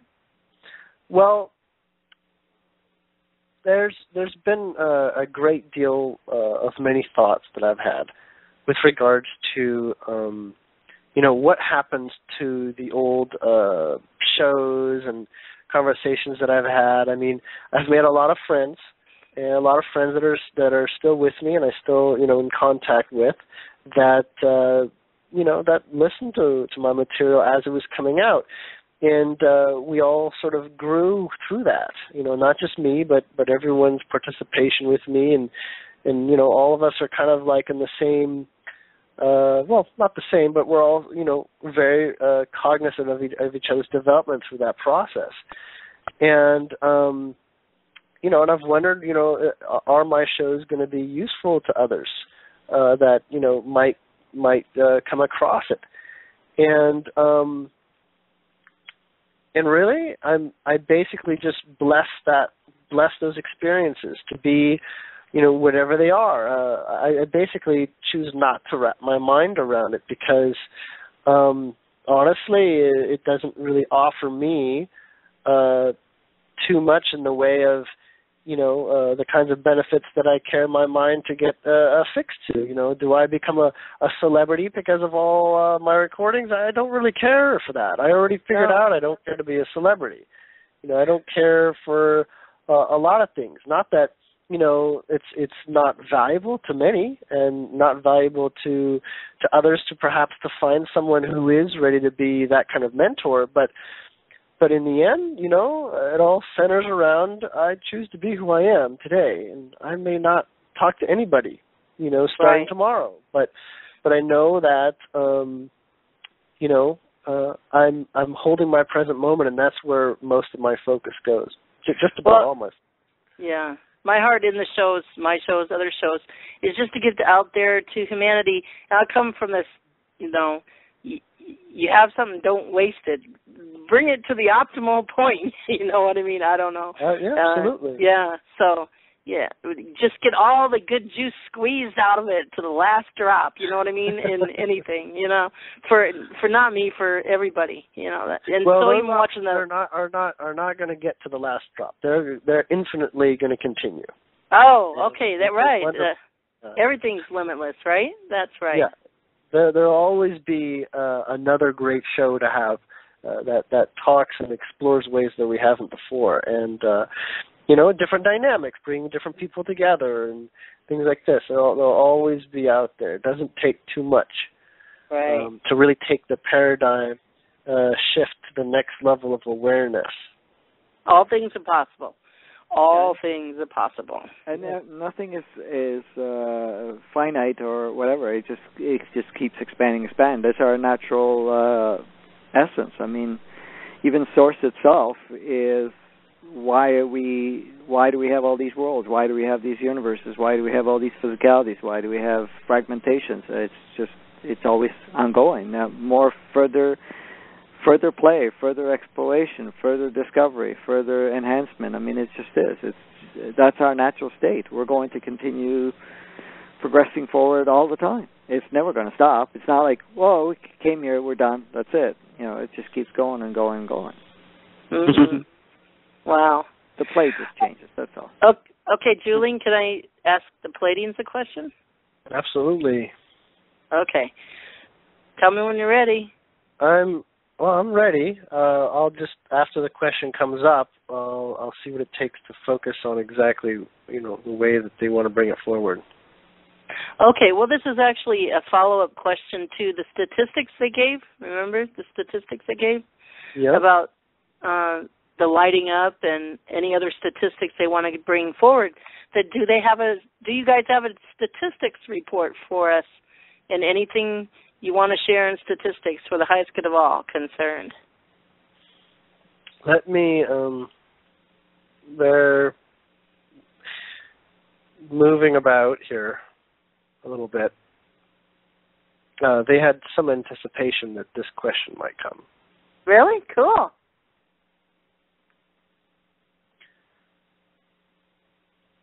There is a great deal of what we might consider like illumination going on, similar to when we look on the planet on the dark side and we see cities that are illuminated, like we could see the light. Similar to that, there is illumination being recorded, but at this level, it's the level of illumination as in progress and an affinity with broader perspectives and getting to the roots of causes. It's as if at this point there's like atomic bombs going off, like large populations are shifting like dominoes, cascading. And this is occurring almost as if the world was under like a light bombing attack of like light. Mm-hmm. It's almost a little bit like downloads coming from the sun are creating sort of like blisters of light explosions. Blisters is a complete wrong word, but visually the context is that it is causing eruptions of change through cultures and in basically groups of relationships with people. Statistically wise, it's very problematic to explain, but regarding the exponential growth shared before, it is still vastly exponential, and by the end of this year, it's going to be.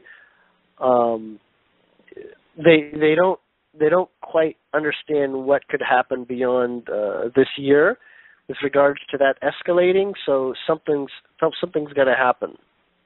Something I don't want to say, they don't really want to say remarkable, but it's like there's going to be a plane where the setting going forward after this year is going to be a little bit different.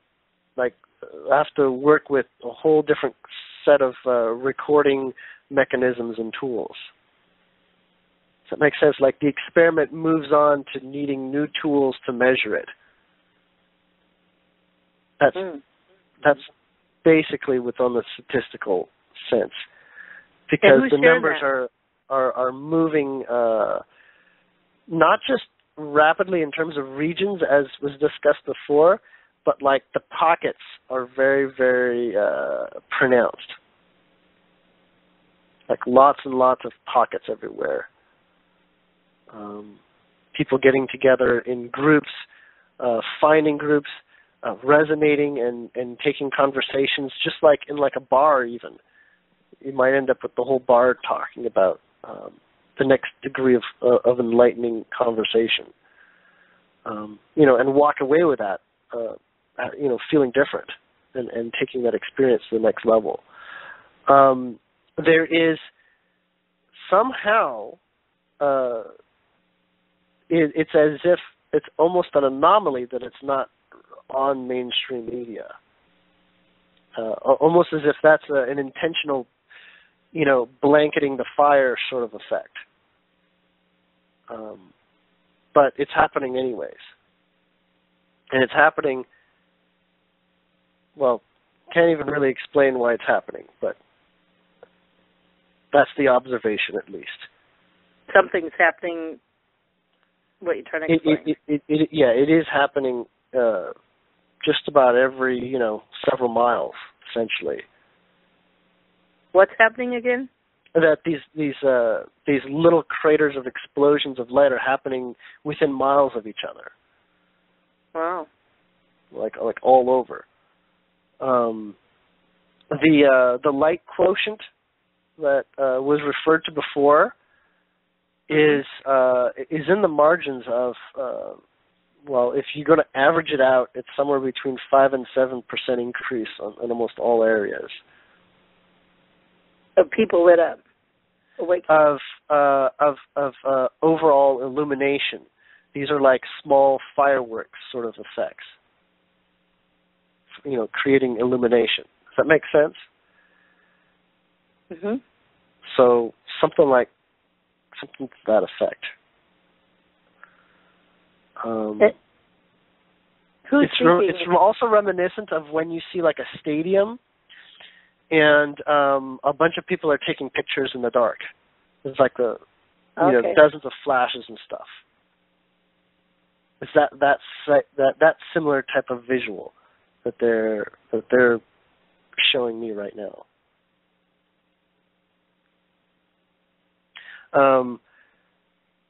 When you have like a firework, it goes off.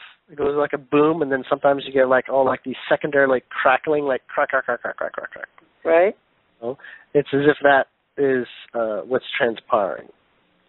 Is that some of the greatest experiences have happened, and it's led to secondary and tertiary crackling experiences. Like maybe one person went through, maybe a circumstance of like going through like a breakup or like a divorce, and that the reasons why they've done it comes up in conversation with their friends, and then their friends start thinking differently about their relationships in the way that was true and representing truth for them as well, and what they got out of the first person going through it, and then that's cascading into changes in other people's lives.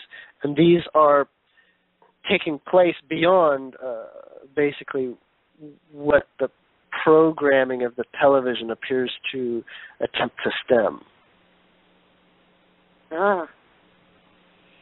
So, and the rate at which this is going and developing, essentially by the end of the year, it's going to be, it's going to be insurmountable that something is not addressed publicly in ways that people are going to try to figure out something's going on. So Julien, perhaps it means the threshold of questioning life will be at a high at that point. Yep. Who's sharing with you? This is not the initial representatives, but these are some other Pleiadians that basically have the material in front of them. Oh, thank you for sharing. Is there any other statistics that you haven't shared with us? They're saying that chemtrails are becoming more localized, as in there's more focus, as in they're not just blanketing like they used to. They're being more focused, and so in some cases, people might see no chemtrails anymore, and that might be seen as like a win or something. But there is the overall, in terms of statistics, are still on an average steady decline. They haven't dramatically shifted. They aren't gone altogether, but where they're being focused is changing. It's almost like probably the focused areas that they're doing chemtrails now are special areas that they don't want, the contractors don't want to, want to be hidden. It's almost like the reason why it comes up is it's almost like that's a natural countermeasure to those who probably also can see this light quotient developing. Yeah. So let me ask this: I live in a city that I just moved to that's known, and I thought of this the other day when I was seeing all the chemtrails going over my little city. You guys probably know. I'm thinking of it right now. It's known as, the county is known as Witchcraft Central.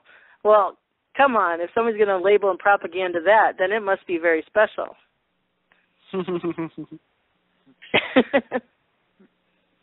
Then how did you find yourself there? Did you find yourself there because of the name?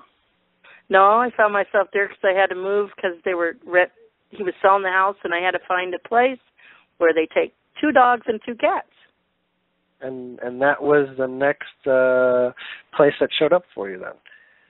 Yeah. So what I thought of the other day is, I untwisted that, that little propaganda that it's known as, and know that it's a special energy place or a special kind of place, and that's why they're focusing the chemtrails here. And it's important. Apparently, they want to make sure that you can clear chemtrails yourself. You don't even need a group. You can do your own chemtrail clearing, and you can pronounce an area and sort of like own that region and that zone and say, this is under my protection, and you can have the clearing, and if you choose to do it through a ritual or some form, you can have that persist beyond your direct involvement. It's almost like creating a program that goes out that clears it for you. Yeah, taking dominion, the warrior I am. Thank you for that. So I'm looking to the skies for. I'm looking. See the mystery unweaver I am. I'm looking now for why are they focusing on this area. So once I clear that, I'll keep looking to the skies or figuring that out. Yeah, the source of the need for covering that up might show itself and be more apparent. Right. Thank you. You might find a great source of well, I don't want to say hidden energy, but potential untapped energy in your area. Sometimes you might find them even through dowsing for ley lines and energy nexus points. Right. But definitely look around to see if your local area has anything beyond just the county being named that, to see if there's any focuses and whatnot, because you might be able to find some places that are highly resonant to the awakening process. But cool. You needed to be there, so that's why you're there. Yeah.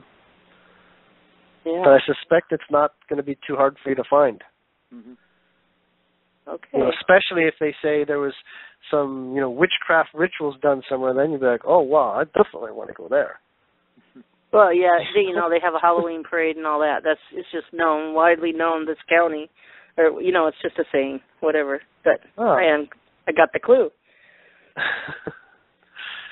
So is there anything else you guys want to share, or is there another group that wants to share anything that they've been really, really anxious to share with us? Yeah, I just wanted to ask, actually, Julien, with the Pleiadians, if there's something that it specifically wanted us to play with today, us coming together all together to that hasn't been covered or something it wants to share with us at this time? Yeah, good question. Yeah, there is the subject of communities sort of have like their uprising sort of effect. They essentially wanted to know more about our feelings on, this. It was a little bit. We discovered a little bit already with regards to if that was swaying positive momentum or negative momentum, as in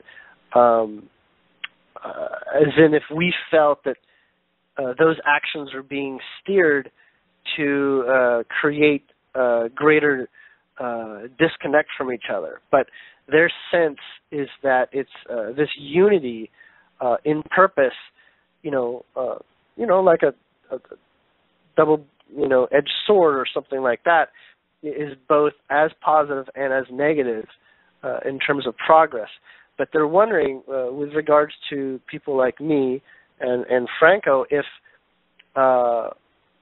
there is a place or intention to serve insight directly to those types of audiences, or a coalesced place to help younger audiences either cope or discover.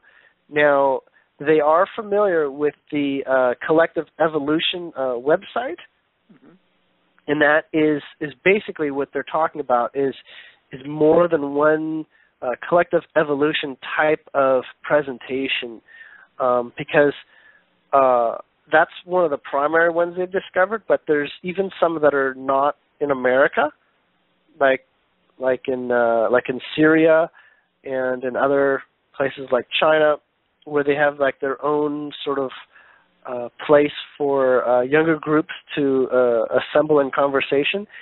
But it's almost as if they're proposing that that groups from that do have clear focus and intent, like the Collective Evolution, almost like show up near and host events near these occasions.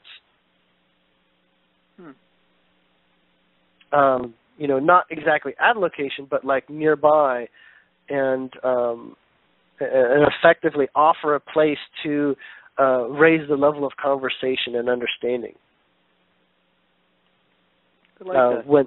When these sort of develop, sort of like a camp for people that have figured out already that they're not resonant, but that they're ready for the next level of understanding, and there's an offering nearby.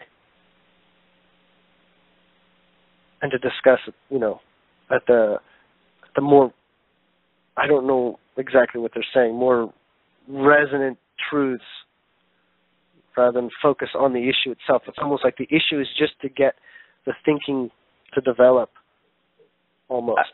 Are they saying, like in Hong Kong, a lot of the youth were standing up in Hong Kong and like putting a booth up and share like information that we have? A booth does serve that, but maybe also posters, asking questions that would trigger those who are ready for the next level of the conversation. Not exactly to create a new place to harp on the issue, but to sort of like ask the questions like in a marketing type of way, for those people who can see the enlightened direction of the content. To plant a seed. Yeah, to plant a seed, but also to help those who are ready to see that. It's hard to explain what they're saying, but it's something to the effect of like those, to give a portal to those who are ready to elevate the conversation, in a group format with those that are in these areas. those who are not resonant will just, basically completely ignore it or whatever. Does that make sense? Yeah. Yeah. Actually, I fully understand it, and it totally resonates. It's something that I was also considering for a little while there, especially with the Oneness Center that we're working with to create that. But I like the idea of that, to be able to go to places or create groups or something like that where a higher consciousness is shared about whatever event is taking place, so that it will create a shift within themselves, and they would be able to more direct themselves to what needs to take place to make the changes occur on whatever they're working on at that time, also to be able to have a place where they can come and share their feelings or discussions, but also elevate them so that they can access a higher understanding within themselves, and really leave not only recharged but directed in a way that would be more beneficial. Yeah. So it would be some kind of mobile thing. If you're trying to set up a conference that might not be necessarily available, booking space and whatnot. So it'll be, since the word of mouth is so quick these days through electronic means, they're saying that it should really not take much effort. For those that have the proclivity to support in this way and to carry the conversation, and to help guide, the issues in the way that people want to explore what's really going on. So it'd be kind of like a site that would get out there, kind of like the Red Cross, but not the Red Cross, right, where people would go, and there'll be an announcement on there that where the ones that know about it, the ones that are awakened now, there's a Occupy down there in Minnesota.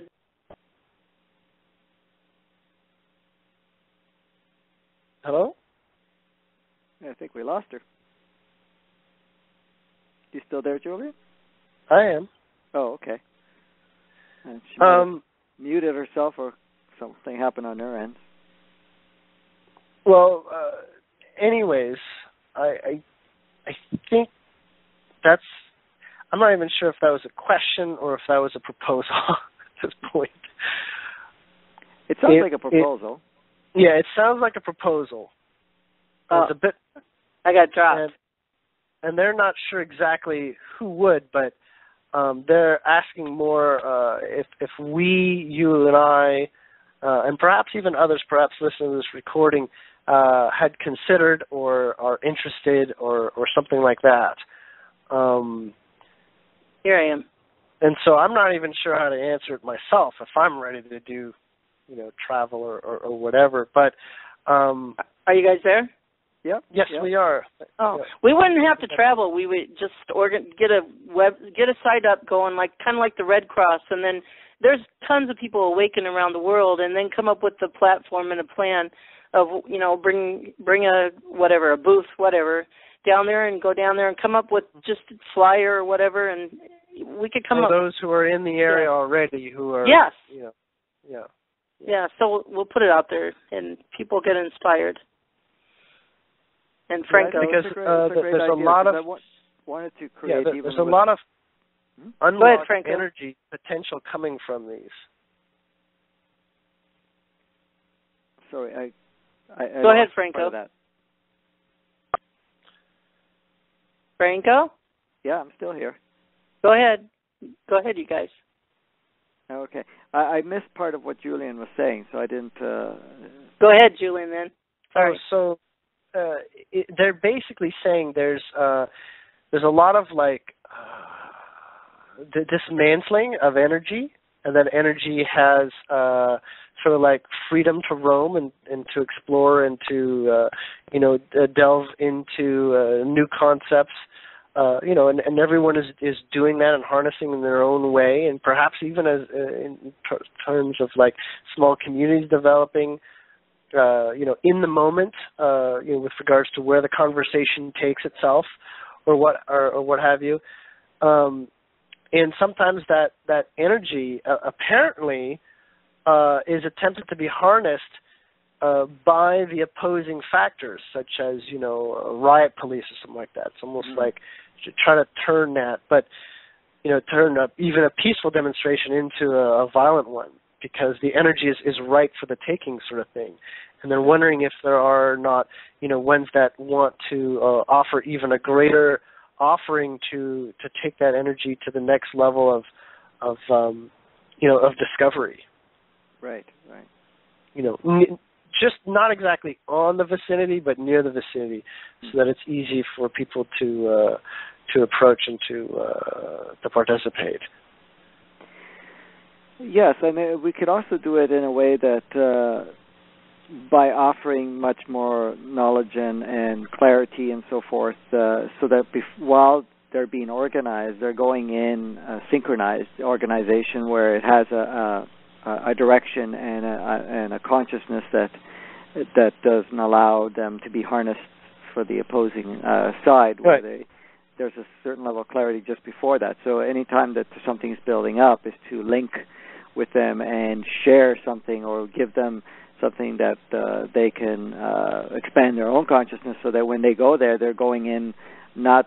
Because that's one of the things we found is a lot of the organization, and we started this conversation in the beginning, a lot of the organizations that we're taking, that are coming together, the movements, let's call it that, are somewhat disorganized or, become fragmented very easily there, especially if there's, the police or what other groups that come in and interfere. But if they're going in with already prepared with a higher aspect of knowing consciousness, whatever it is, and on what their intent is in doing, then it becomes much more powerful. And they're not affected, and they're not the energy is not can be not hijacked, if you want to call it that, or taken or become less reactive. Yes. Yeah.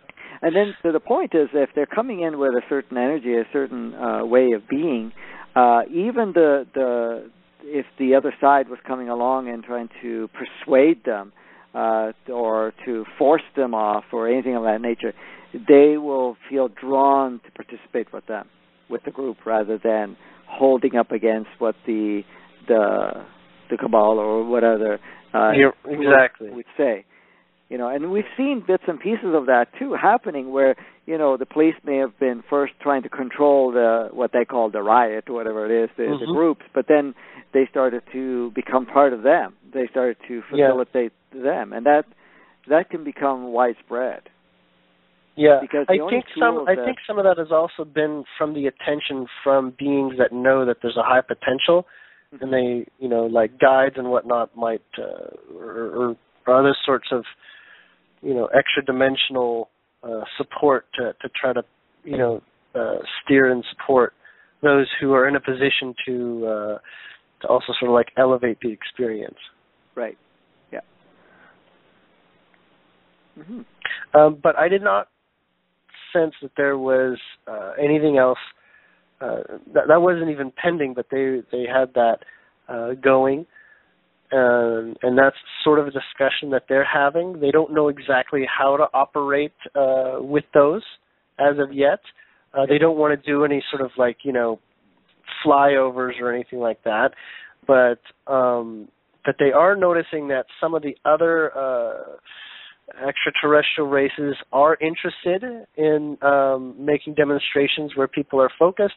Only, the concept apparently is that is just as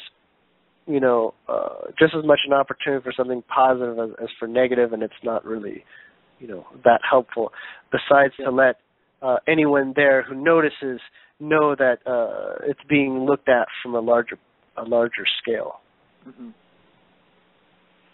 Yeah, I realized that they haven't sorted that part out, because some of the test runs that was done recently over an area where there was a demonstration going on, that they projected some ships hovering above it and the areas, and there was a bit of an attention shift, which made them much more reactive, and that we had not reached enough to the point where they felt it was a wise thing to do yet. And in one of the test runs that they did not long ago, actually, it's within the last couple of months or so, in one of the projected test runs that they did in one of the alternate realities. So taking the state of the people at this point. So what you just pointed out just reminded me of that, and it was so I can understand where they're at. Speaking of the projections, I found out that what the Pleiadians gather is actually what they do is they do a lot of simulations. I came across one that was a White House disclosure variant, and I was absolutely stunned until they explained that this is a simulation of intent and possibility. That it doesn't mean that this exactly is going to happen. Mm-hmm. In fact, it's one of the ways that it was revealed to me how important or how involved these Men in Black type people are in with regards to the relations between ET presence and knowledge in the government and all that sort of thing. But they said that a lot of their information gathering, this observation ship, is used for those simulations. Yeah. And it's used by several groups for simulations and stuff. Explain simulation stuff you guys are talking about. Kind of like a virtual reality, like a test Star run. Trek's The Holodeck. Like it's a simulation, a test run to see if they want to portray it that way in right, and reality. They try different things and. See, what they do is they simulate. They actually take the present state of humanity, sometimes in areas and sometimes in the whole planet. They take the present state of consciousness, their present experience level, their present programming, and so forth, and then they create a simulated unfoldment. For example, like I was saying earlier, several ships show up and make themselves very present in the middle of a demonstration, per se. And then, based on that simulation, they will see on the state of everybody there at the time how the reaction would be, if the reaction would go more positive or more negative.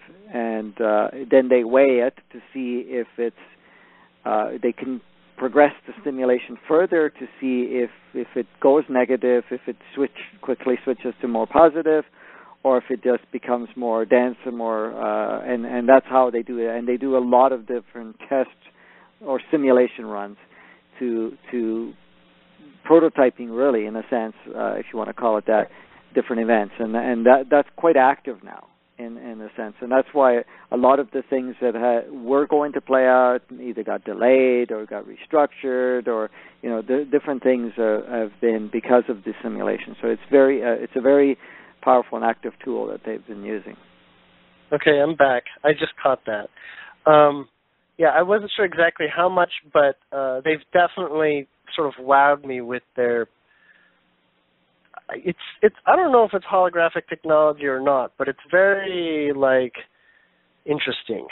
It is. The way that it commences when they do that. Yeah. And there's almost like an overarching telepathic communication that's going on, sort of like a conference call while it's going on. Mm-hmm. So there's a bit of guidance, there's a little bit of conversation on the subject at the same time, almost like an observation deck of sorts. Yeah. And they do the simulation a couple different times, but it was really, really weird. I came across it not when I was. Sometimes I see things, that the Pleiadians are up to when I'm sleeping, but this is like in broad daylight for me to come across this. It's like, whoa, oh my gosh. Yeah. But anyhow. So to recap, I do got to get going myself. I got cut off because Skype doesn't like to have calls longer than 4 hours.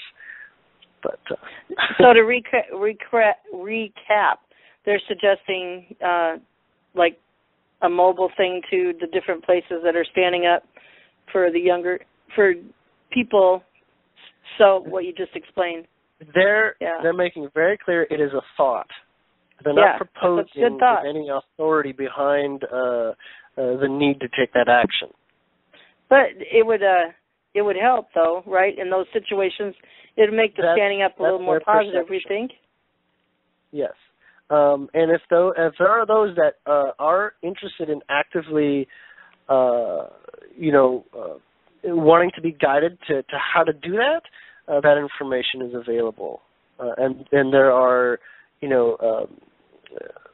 many different ways that people who want to do that can begin to ask for data specific to each occasion, and to just in general how to begin initiating that, whether it asking for physical support or just informational, or something that may be more psychic or channeled support.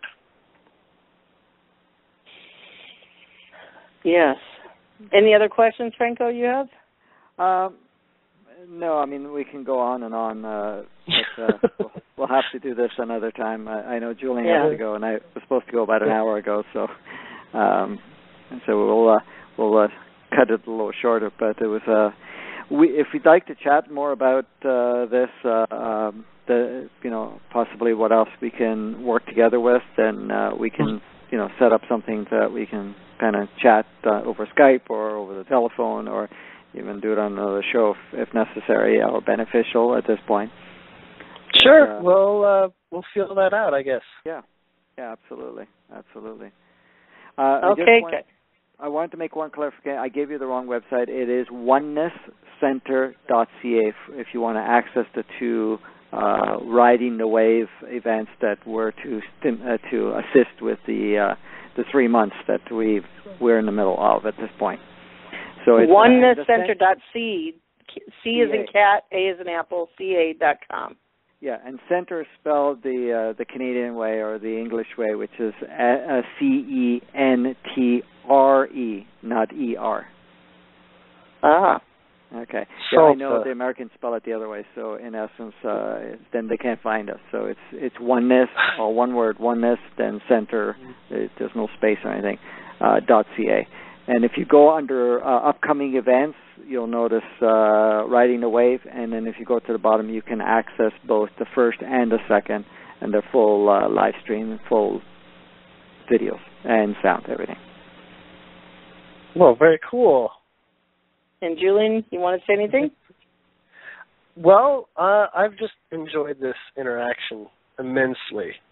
I mean, really loved getting to participate with you two this afternoon, and I definitely I'm up for doing this again. And aside from that, have a good weekend. And if I don't speak with you, either of you, too soon, then enjoy your near future in the moment moments. Yes, absolutely. Well, thank you. It was a pleasure connecting with both of you, and Julien, it was an absolute pleasure to do this with you for this time, and look forward to other opportunities. We didn't get to hear from Jennifer at all. Not a peep from her. Yeah, not a peep from Jennifer. She's been relaxing by my side. Okay. She was a bit sick last night, so she's not quite all that comfortable right now. Okay. Trying to make herself comfortable. So drink lots of vitamin C, Jennifer. I've been going through that too the last 3 days. So I'm with you. So this has been a great call, you guys, and expect the unexpected in your own life every day. Be in the now and do something different than your norm routine, and see how fun it will be to play in this playground, right, guys? It's been great, and hopefully we can do this again. And I know, Franco, you wanted to take a break from all what you're doing, so I won't bug you for a little bit anyway, and Julien too. But expect some round tables, you guys. You ready to round table it? in other calls with others. Yeah. It's just there's been a shift of the work that needs to be done, so it does consume a lot of my time and energy at this point. So that's the only reason. It's not that I actually get a holiday or anything. I can't stop. It keeps going and going. So. Oh. something that might work, this is Lily chiming in, something that might work where you do a pre-recorded and Liz takes questions in advance and you guys just pre-record a allotted amount of time, get together and, finish it. And then it's not, it could be during the week. It could be, whatever suits you. Yeah, good idea. That'd be great too, yeah. I'm up for that. So, yes, Franco, I want to just thank you for all your time and energy and for humanity, and you deserve a break. Julien, I want to thank you for all your time and attention for humanity. You deserve a break. We all deserve a break. I love you all. And this is reference number 173 pound. I'll post it as links. And been great, guys. And right, Franco, Lily? if there's anything that I can do to help, let me know. Okay. Yeah, she's a great healer. The massage, she could do it over Skype, I guess, right? Serious, I'm encouraging her in that, Franco. She can do it over the airwaves. Perfect. All right, thank you. Thank you. Good day. Good night, everyone. Good night. Have a great day. Bye, guys. Bye-bye.